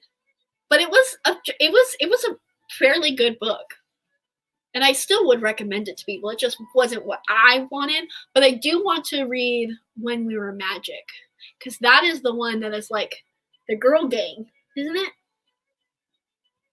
Hello, Fadwa. I was just talking about you in your we were talking about the Mackenzie Lee drama. Also, speaking of the female Rex, Fadwa always has really good female Rex, as well as Mina from Mina Reads. Always great for specifically like romance. Female romance. People should have these conversations. It's important to talk about, and I don't understand why people have to attack someone for like asking those things. Yeah, it is a double-edged sword, because again, the root of like the female drama was valid and needed to be talked about, and still kind of, it's okay to still talk about it and to still have these discussions. But I feel like most of us, at least most of the common sense people, have grown from that and can recognize, like, yes, reading just male and exclusively male and saying that female doesn't exist and all of those things, I think most of us have moved past that. And I think now is the time where we can actually look at female as not a genre, but like as a category. And now we can actually have nuanced discussions within that genre, because we have more awareness of it. We are having more and more books come out. Like 2020, year of the lesbians, all right? year of the lesbians. Almost every single YA fantasy that I have on my most anticipated release is male or queer in, not male, sorry, female or queer in some capacity. So, and I don't like that we are keeping hold of like the hostility that we had from when this conversation originally was brought up, and we're still applying it to having these discussions, completely valid discussions about the category itself. Oops. Okay. I think it's harder for casual readers to find female. People into bookish communities know what's out there, but I have friends who are the ideal audience, but the hype doesn't reach for them. That's true too. And I think that I think this year is really getting better about that. And yeah, obviously like male was traditionally, and probably still is, the mainstream queer relationships that we get. I bet that once adult fantasy kind of hops onto the train of diversity, that they're probably going to start off with like male relationships. It's usually like the thing that usually pops up first.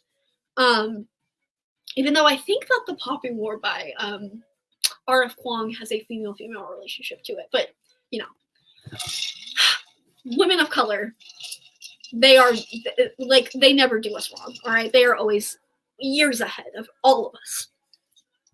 But yeah, I think that's definitely true.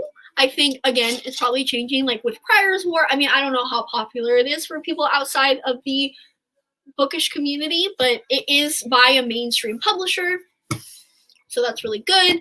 And again, we're getting more of them. I know The Dark Tide by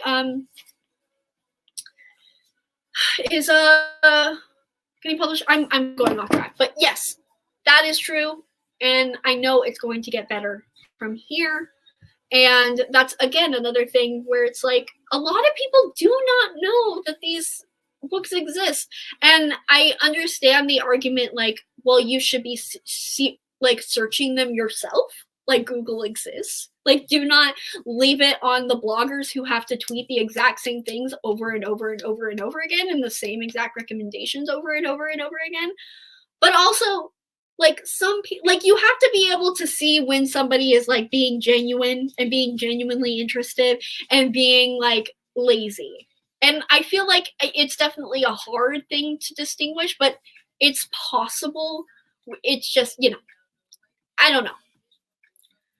I think you guys understand what I mean. Just being a lesbian on Twitter can be hard, so we can just get a defensive, which isn't. Yeah, no, that's also very true. Like, again, like I said, having to say the same things over and over and over and over and over again is extremely exhausting. And I am not saying that people who are defensive right off the gate, like, they probably have a reason to be almost always. And they've probably just been asked these questions or having to say the same thing over and over. And it really is extremely exhausting. So I understand where people are coming from when they do that. But I also think that people who aren't on the same boat and like don't have to constantly ask these questions or answer these questions, or haven't, let's just say like people of privilege that aren't necessarily having to go through that, I hate that those people are also super defensive and like antagonistic, because they don't really necessarily have to be, where they can just kind of be like, oh, here, check out this blog post, or, you know what I mean? It's just, I hate that everybody's just really quick to anger when it comes to those kinds of topics. I think the female discussion just has too much nuance to it for the Twitter, like a reason so many of them are soft. Yeah, exactly. And again, that's kind of where I'm coming from, where I see those things. Like, I see why it's like that. Like, I see why we're having to be palatable and tolerable to the mainstream, because, you know, we can't get too spicy. Like, we can't show women who love sex in a female relationship. And I wish we could have more of I wish we could move on from the hostility and try to look at more of the nuances. Give the female angst. Exactly.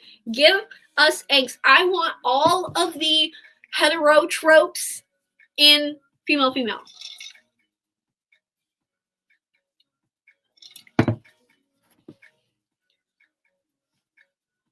I know you shared the screenshots. I mentioned it.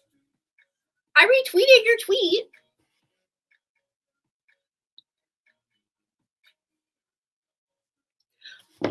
Jocelyn came through with the screenshots of the bookstore. Oh wait, you mean of the bookstore? Okay, I didn't see those ones. I just saw the books. My bad.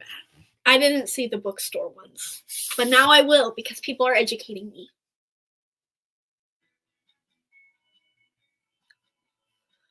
Unweird Magic is another soft female reg. I still will take any female relationship. Like, I will still take the soft ones. I will still take them happily. Her Royal Highness was a 5-star. That was really soft, very rom-com-y. And I will still love them and appreciate them. But I want spice, you know? Because that's just the romances that I like. I don't like soft romances. Oh my god. How boring is it when you read a hetero romance and it's like soft? Disgusting. Except Radiance by Grace Drayman. That has so much flavor. I've been on the phone with my dad for an hour and I forgot that I just muted my laptop and then I went to edit a video and turn my volume back up. Oh, well.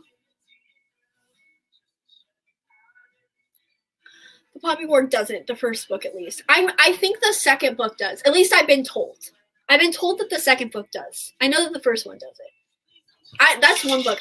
I need to read that so badly. That's going to be the next adult fantasy I read after doing the video that I'm doing right now. Apologizing for tweets. I don't want apologies. I'm like, just be messy. Just be messy. Don't even apologize. Because they're never going to be good. They're never going to be good apologies. So just don't. Just don't apologize. You started on the messy train. You're going to stay there. It's okay. It's okay. We're good. You did that thread because it was a mess. Oh, I'm sure. Oh, I am sure it was a mess. It's all good. It's all good. Oh, okay. See, okay, you didn't share the bookstore ones because everybody was talking about the bookstore and the messy tweets, and I was like, I never saw the screenshots, so I'm gonna need somebody to send them to me. Somebody send them to me. We're good. After this is done, we are gonna look through those. We're gonna go on Group Gossip. We're gonna do the whole thing, and it's gonna be great. I have not read This Is How You Lose a Time War because I don't know if I'm gonna like it. Like, I'm okay with purple prose. Depending. Like, sometimes I like it, sometimes I don't like it. I don't know. I'll read it because it's short and it's female, and I'm interested. I don't know how I'm gonna feel about it.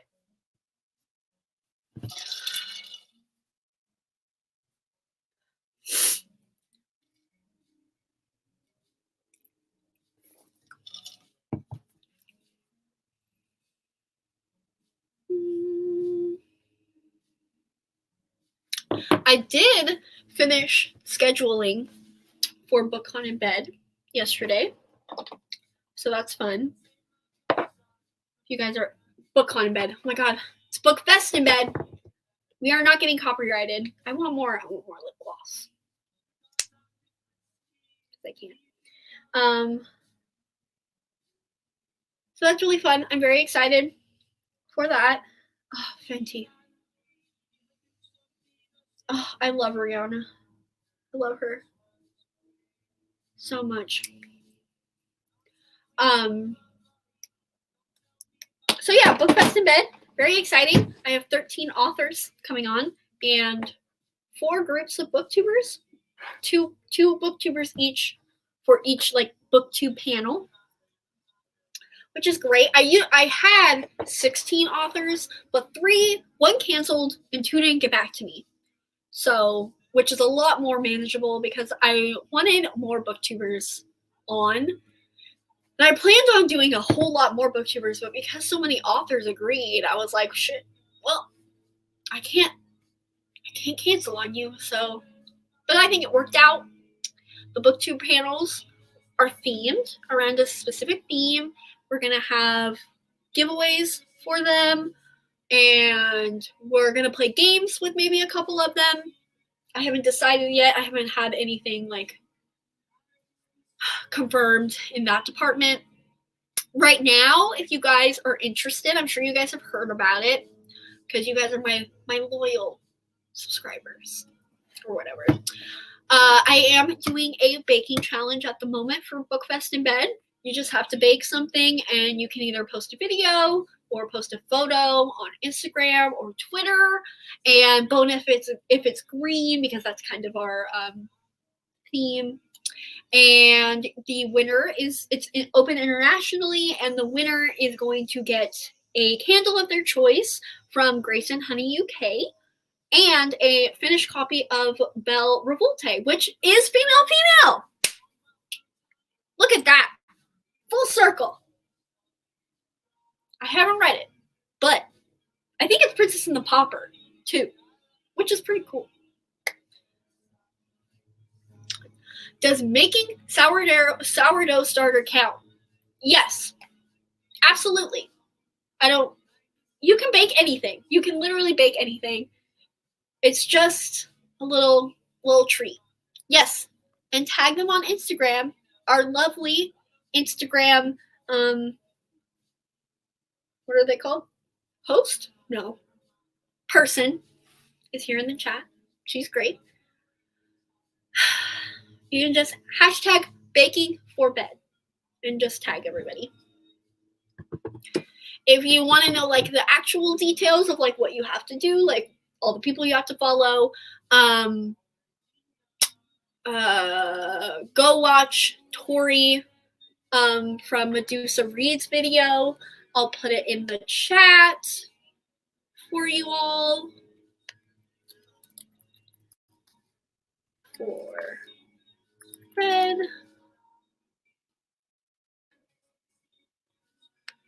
Let's pause it so you guys don't hear it. There you go. It's in the chat. That's the announcement video. So I really hope you guys enter and stuff. It ends on Monday or Sunday. We read The Holy Terrors by Jean Cocteau. It's a classic, which I know you don't always like, but I have feelings that you might like it. It's kind of traumatic and has interesting LGBT elements. Huh. I have not heard about that, but I'll go on my Goodreads and add it to my Goodreads. You're right, I'm not really a classics fan, but Picture of Dorian Gray is my second favorite book of all time. But I also don't really think that means anything because Oscar Wilde is just a man in himself, and like he doesn't even deserve to be grouped into anybody. He is just perfection. But Holy Terrors sounds like something I want to read. I also think it would be interesting to see a classic with LGBT elements, depending on if the author was LGBT or not. Because obviously Picture of Dorian Gray, Oscar Wilde is gay as fuck. So that's good. Like, that's fine. That's the only time I'll allow homoeroticism, is when it's actually by a queer person. When straight people do homoeroticism,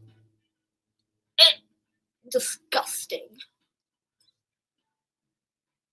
Another classic I really want to read that I didn't know existed was Paradise Lost. Nobody told me that is a fan fiction of the Bible. Nobody told me that until I was on live one day and somebody asked me if I read Paradise Lost. And then everybody was like, oh my God, you would love it. Oh my God, it's freaking retelling of the Bible. It's fanfic. It's Bible fan fiction. And I was like, I'm calling the police because nobody told me beforehand. Oh, good. He was famous for being gay. Perfect. Then I will read it.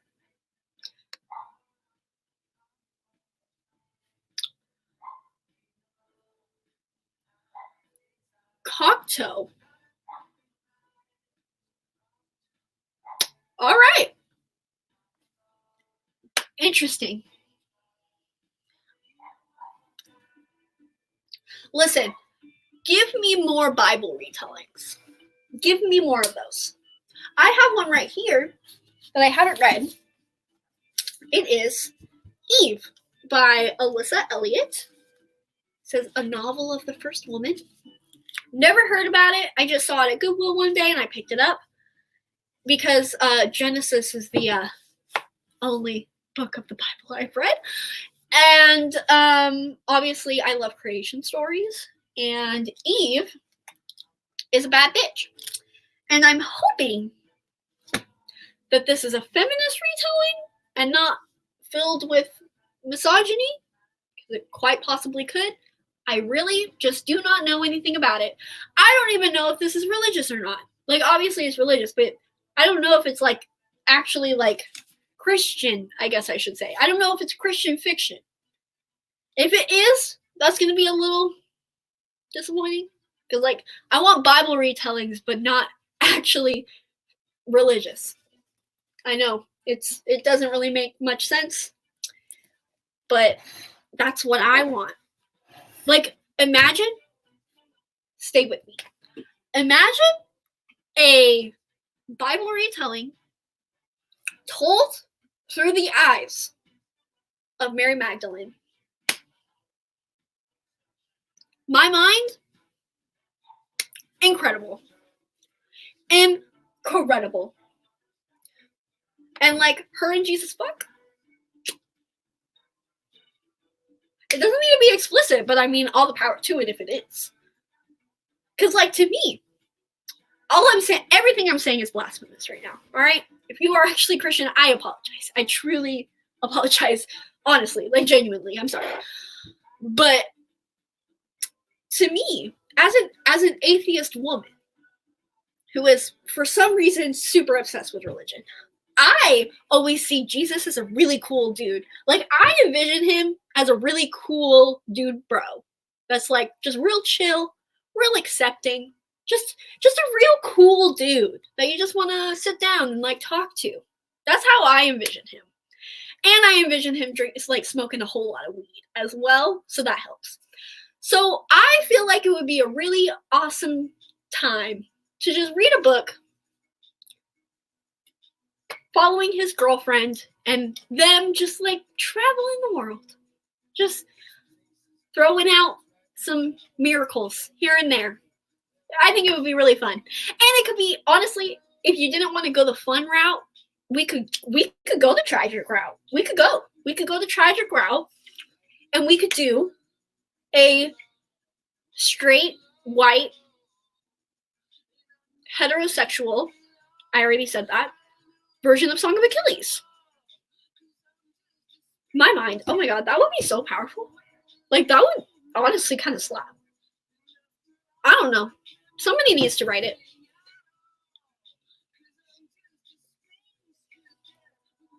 Have you heard of the reclaimed classics? Reclaimed classics. No, I don't know what those are. I am very much I do not know anything about classics. I was forced to read them in high school, but I never read them. The only one that I really read was Great Gatsby and Brave New World, which both were fairly good. I'm not gonna lie, like, they weren't bad. Great Gatsby was a little pretentious. I feel like he went a little heavy-handed with all the symbolism, but I love me a good symbolism moment, so it's fine. And Brave New World was pretty interesting, actually. And I'm not a huge, like, sci-fi dystopian person, so I really don't have too much complaints about the classics that I actually read through. Oh wait, I did also read Anna Karenina for some reason.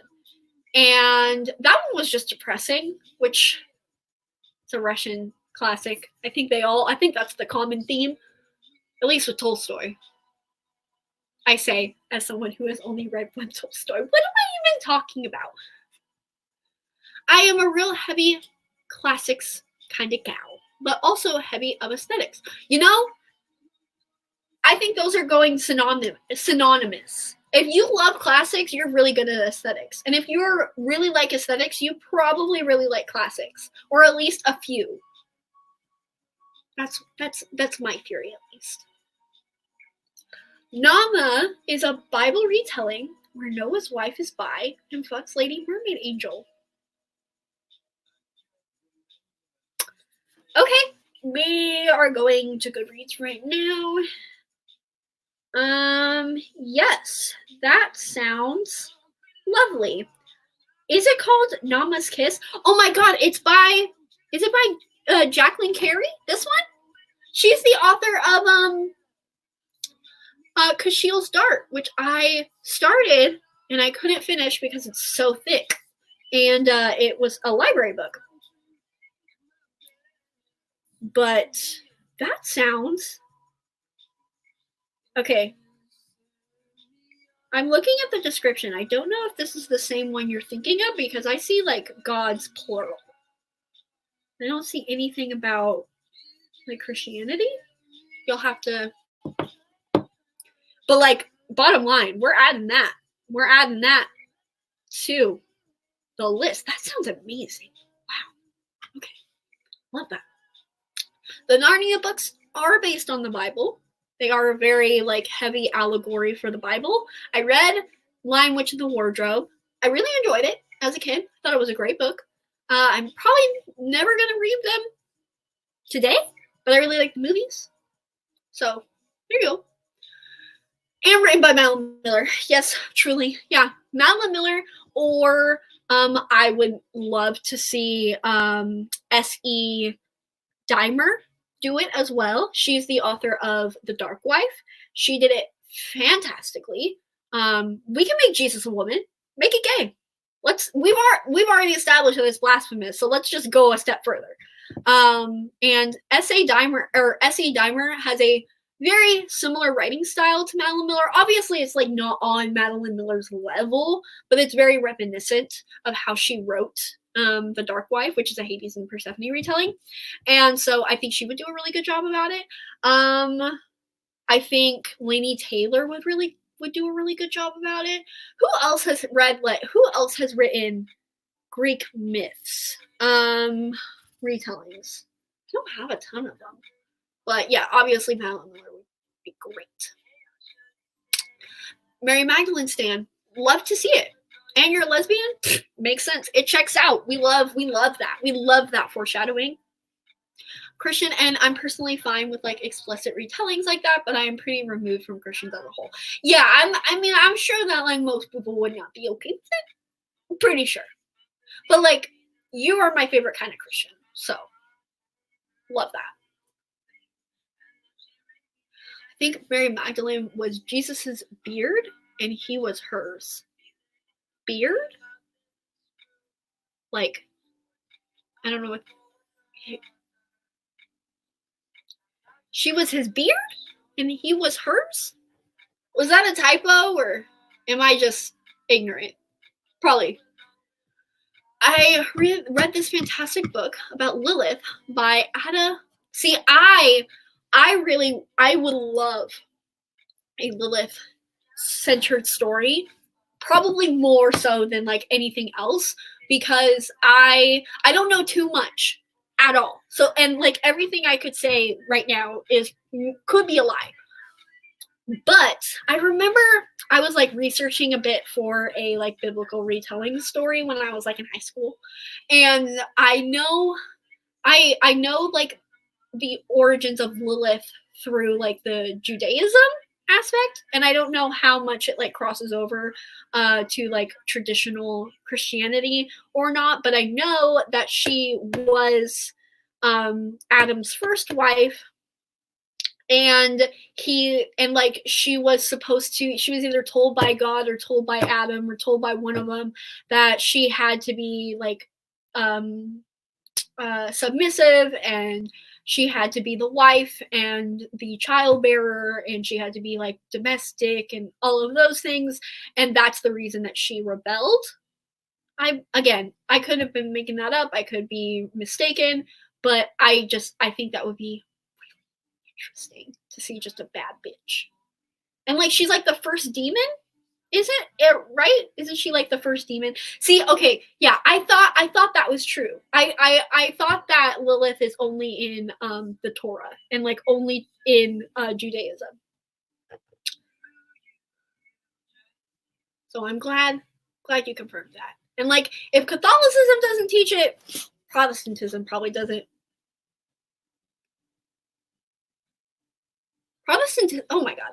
Like Protestant, I understand like overall, like as a history major who usually deals with just Western Europe, that's my, I mean, look at me, obviously I'm only interested in Western Europe. That doesn't need to be said.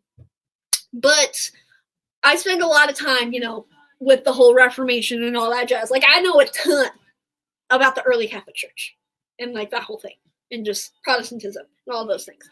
And at face value, Protestantism makes more sense because like you get to read the Bible and you actually get to read it. Catholicism, at least early Catholicism, they're like, y'all can't read shit. Y'all don't get to know nothing. We only get to know things. I'm never about that. So obviously Protestantism makes more sense to me as a religion in its like core values. I'm sure Catholicism today is like you can read the Bible. I'm sure that, but like we're talking early historically, that makes more sense. But that being said, imagine going from Catholicism to Protestantism. Just the lack of flavor, no spice, no aesthetics, boring, drab, would not like to be her. Why are Protestant church so boring? They're just so ugly. They look like houses. They just look like normal houses. They never have any art, ever. They have like one cross. That's it. They got one cross. And it's like, where's the flavor? I understand y'all aren't supposed to like worship icons or whatever. But it's like, y'all can't have like a painting of some angels? Y'all can't have some stained glass? Nothing? Just seems so sad to me. Apparently they're retellings of classics. Oh, okay. See, I feel like I would be like, I'm one of those people who would be more willing to read like retellings of classics and retellings of like Shakespeare and things like that than like the original thing, because I really like the concept and like the stories of a lot of classics, but I don't want to have to trunk through the writing, which I know is such a basic bitch thing for me to say, like, oh, just read, you're literate. But that's just kind of how I see it. And so I feel like that would be really cool. Like, especially Shakespeare, because I hate reading Shakespeare. I'll read classics because most classics aren't even that bad. They're really pretty normal. But Shakespeare, hell no. I will not do that. I will not do the holy out there, holier than thou, what is in a name, whatever the Hamlet soliloquy is. I can't do it. I can't. Read Foul is Fair by Hannah Captain. No, not the Kiss one. All right, well, I'll have to look it up then. But that one, I mean, I added that to my TBR, so that looked really cool. Sarah Blake. Oh, okay. Here we go. I'll look that one up. Beard as in the person you date when you want your family to think you are straight. Whoa. I've never heard of that term before. Wow. I'm a failure of a bisexual. I mean, I don't even know if bisexuals use that term. But interesting. I like that concept. Platonic husband and wives, like platonic marriages. I think I want more of those. Before I forget, I wanted to tell you during my BA in arts history, now my MA, I had this professor in Greek art, which was super aggressive with her notes and markings. Like would cross over entire sections, and it kind of made me not like Greek art and literature that much. But thanks to you, I'm opening up to it a little. That's good, I will say my favorite professor, who was really the only professor that taught what I was interested in, was my art professor, and she specialized in Italian Renaissance / classical art. More Italian Renaissance, but she taught ancient Roman Greek art as well, just because, you know, they're not synonymous, but they're very similar. And she always gave us notes. Like every class, every lecture, she would have packets that would have like they were basically her notes, where she would have like the point in which she was going to talk about, and then we would have to like elaborate. But she would give us packets every single lecture. Low key, oh my god, I actually think I have them. Oh my god, I think I have them right here. Do I? Hold on. Woo! Oh my god. Nope, this isn't it. This is my midterm. Those are also, I don't know why I have these package or all of these papers in here, because I don't go back to my notes and reread them.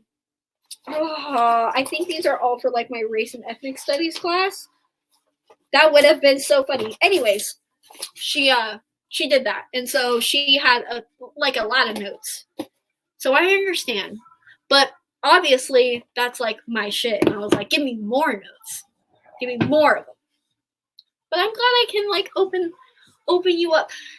I will say, I don't know how you cannot like Greek art though. Literature, I understand. Like, as far as ancient text goes, that's the most, well, not the most ancient, but pretty goddamn old, and the most misogynistic stuff you will ever read in your life. Like, Aristotle was misogynistic for no goddamn reason. Like, the topic wouldn't even have to do anything with women, and he would find some way to mention how inferior women are. So that's always fun. Oh wait. Oh, I'm missing. Why would you give up the aesthetics of exactly? It's like, do you need to read the Bible? It's like, why do you need to read it?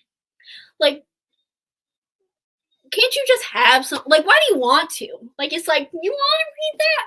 You want to read that just straight, like, the language, and have to learn how to read it? Like, just have somebody tell it to you.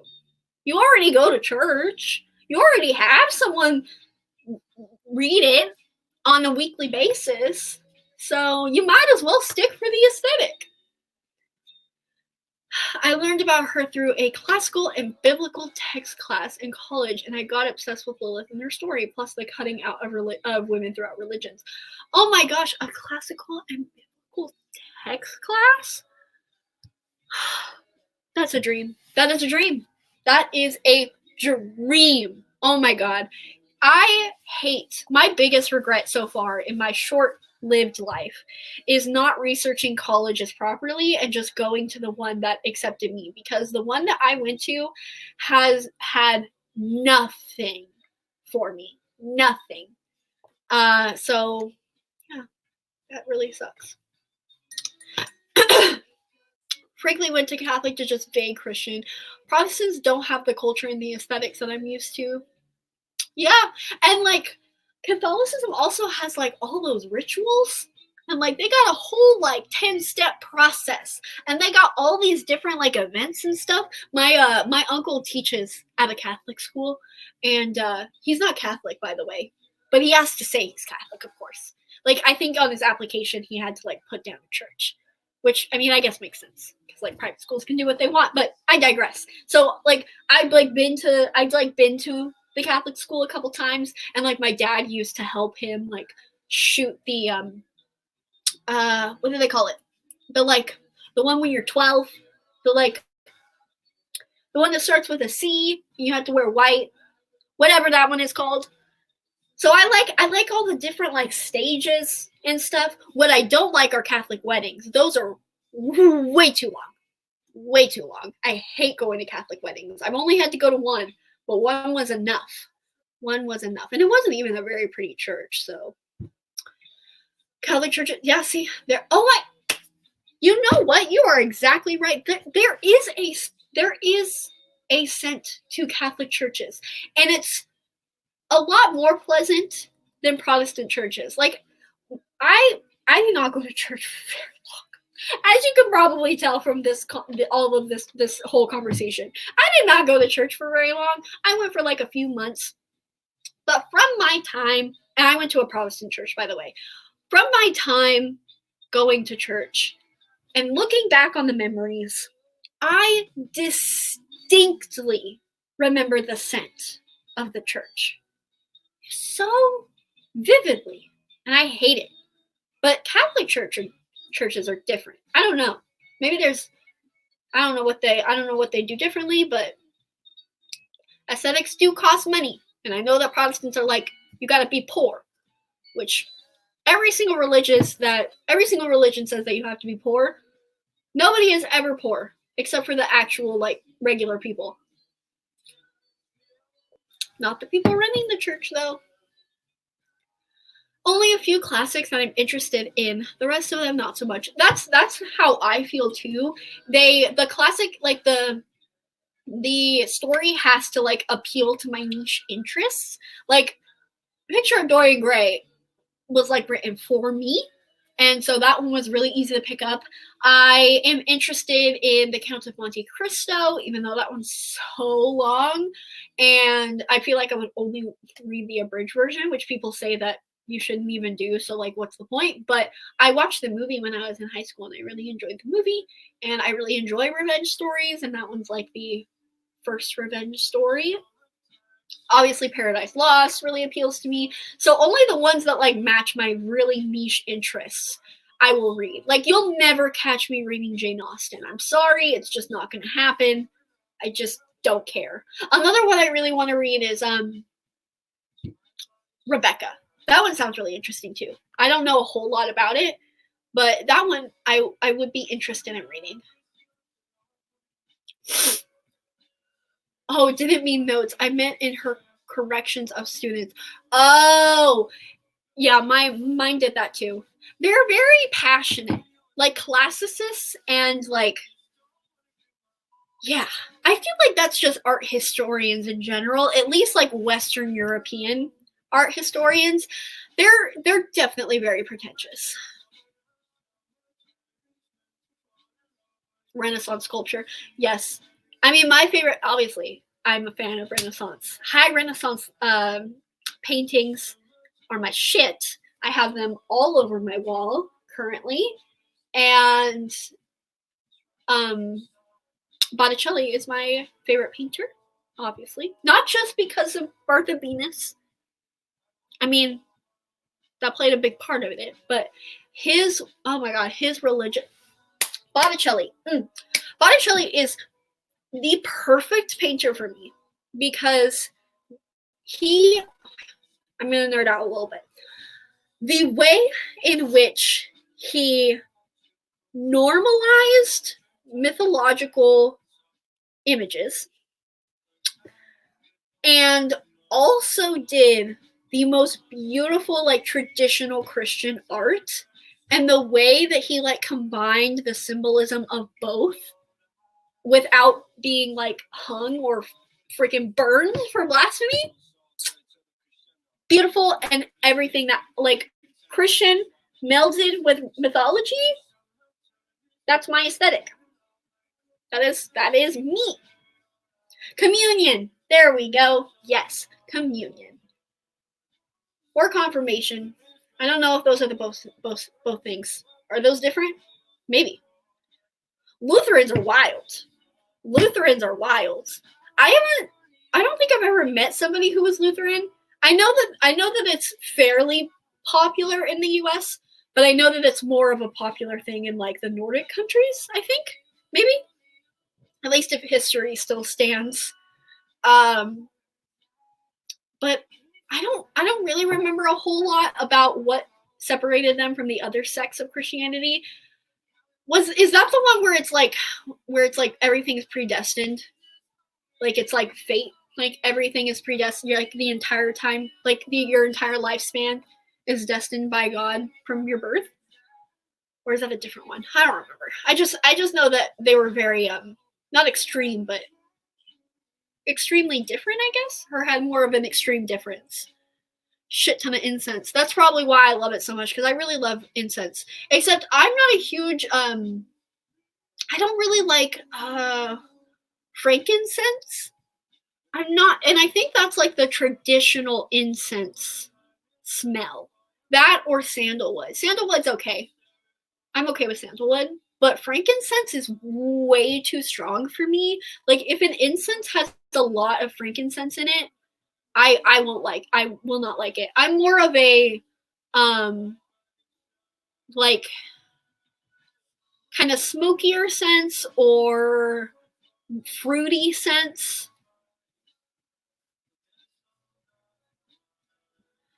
I've been to different churches do communions and confirmations at different ages. My communion was like in 3rd grade, so I thought of that. I think the one that they did, I think they did both, but I think the one I'm thinking about was probably in the 3rd graders or the 6th graders.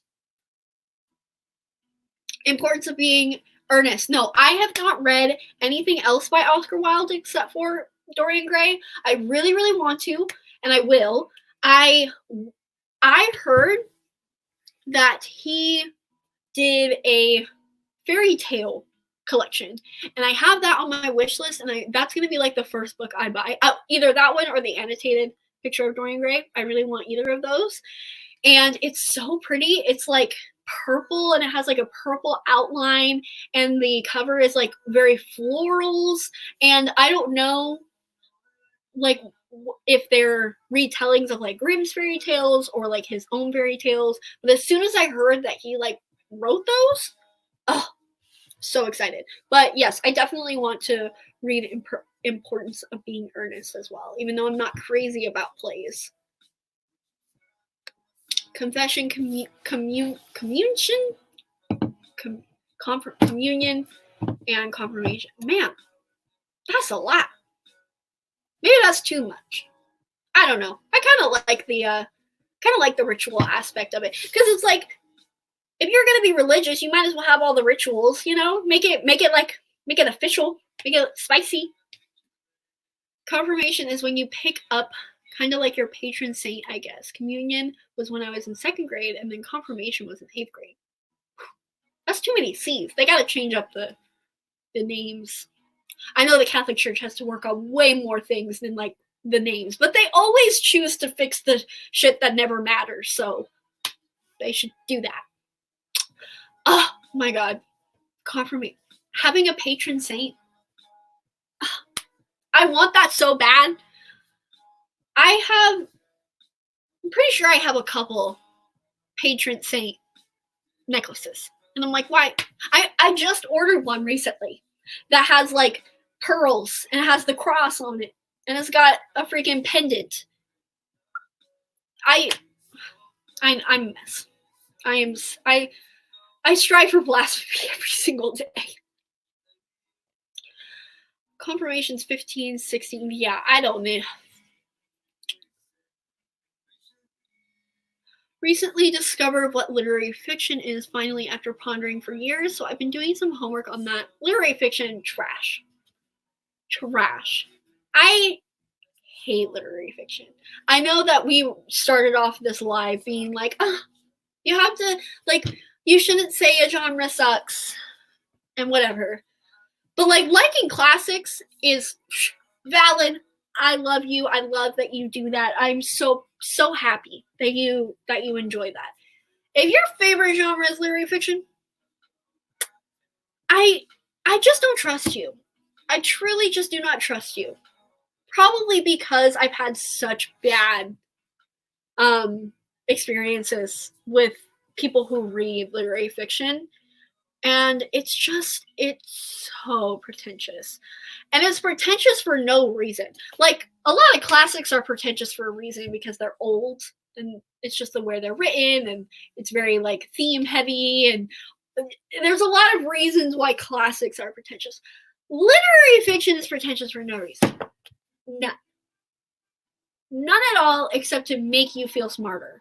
And it deals with the same themes that any other genre does. It deals with the same heavy topics. It just has dumb ass writing styles and boring ass plots. Sorry if you like literary fiction, I can't stand it. And everybody who reads literary fiction are just so rude and think they're smarter than you. And it's like, you are not smarter than me because you can read a book that doesn't even resemble English. That's not all that. Yeah. Frankincense, I can't do it. It's too strong. It's too strong. Swedish church is Lutheran, but some guy wanted to separate church taxes from the state or something. I was correct. I thought that it was those kinds of North European countries. Used to go to Baptist church and it was intense. Yeah. The intense ones. Like, I want to chill with the Catholics that like drink wine every day and say that it's okay because it's in their religion. Those are the kind of Catholics I like. But the real intense ones, nah.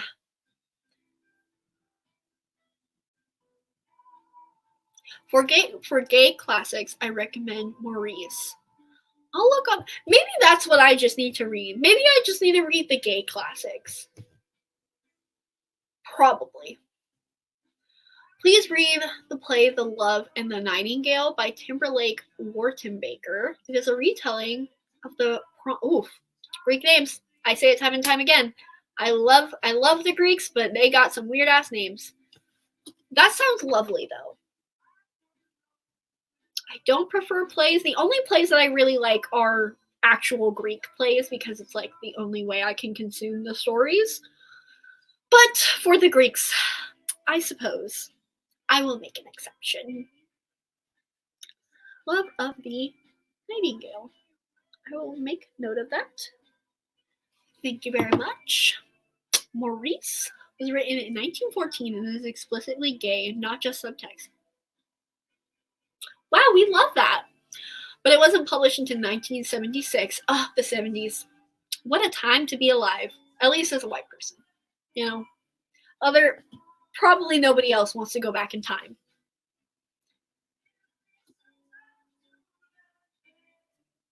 Full name is Christina. I was 8 when I picked my patron saint. Guess who I picked?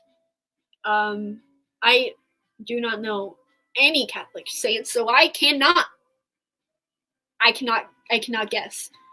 It's probably very obvious, but I don't know anything about the saints. I just know Joan of Arc is one. That's all. Got a film adaptation. I don't watch a whole lot of those. Lit fic isn't my favorite genre, but I like to be pretentious, so I'm into it from time to time.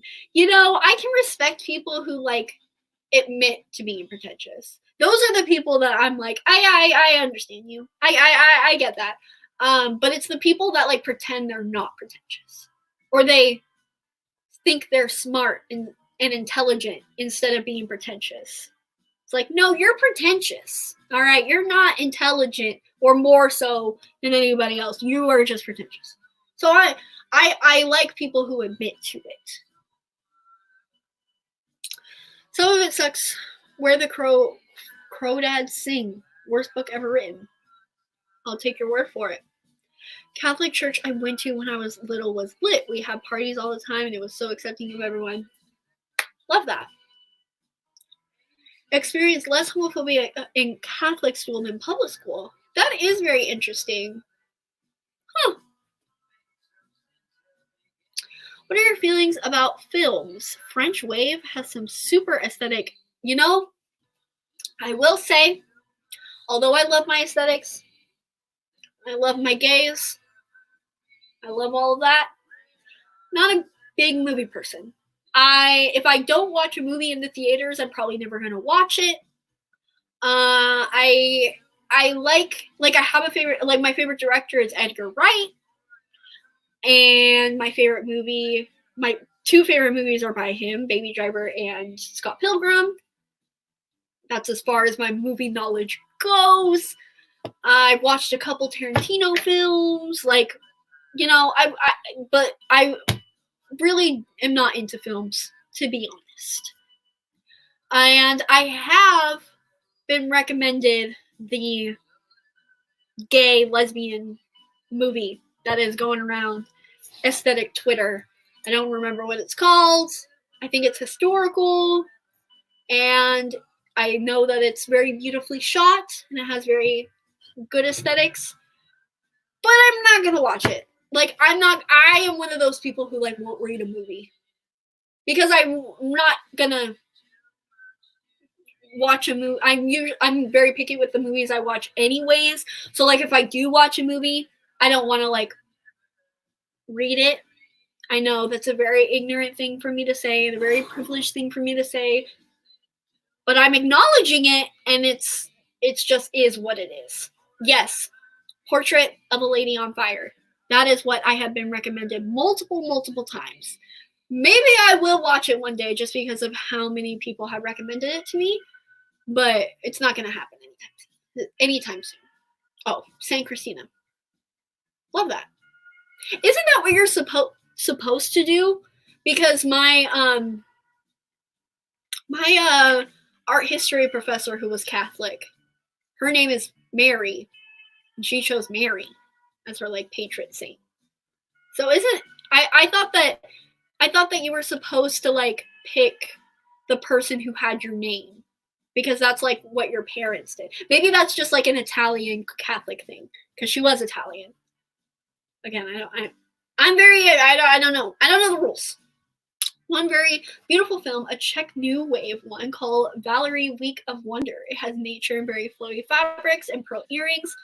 See, that sounds beautiful. And I would love to use the screen caps of that film to make aesthetic photos and writing inspiration. But I don't know if I will ever watch it. Czech Republic, though, oh, I want to go to Prague so badly. So badly. Also, why is it not called Czechoslovakia? I know why. Because of, independence and all that bullshit. But I'm like, it's so fun to say. Now it's just Czech Republic. Ugh. Boring. All right. We're going up on like almost 3 hours. So I am going to leave in a few minutes. So if you guys have any questions for me, you're supposed to pick a saint you relate to the most. So if you are an artist, you pick whatever patron saint of art. That's so nice. Love that. Love that. Pick anyone, I think. We were told to pick someone we wanted to embody or look up. All right, well, you guys corrected me. Maybe it was just a coincidence that she picked Mary then. I love that. Man, why can't I be Catholic? I freaking ask myself that all the time. All the time. I just wish.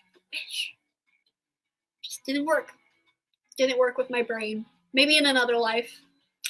That escalated quickly. Literary fiction just means it doesn't fit into a genre, but no, it's okay if you don't like it. But I like YA contemporary.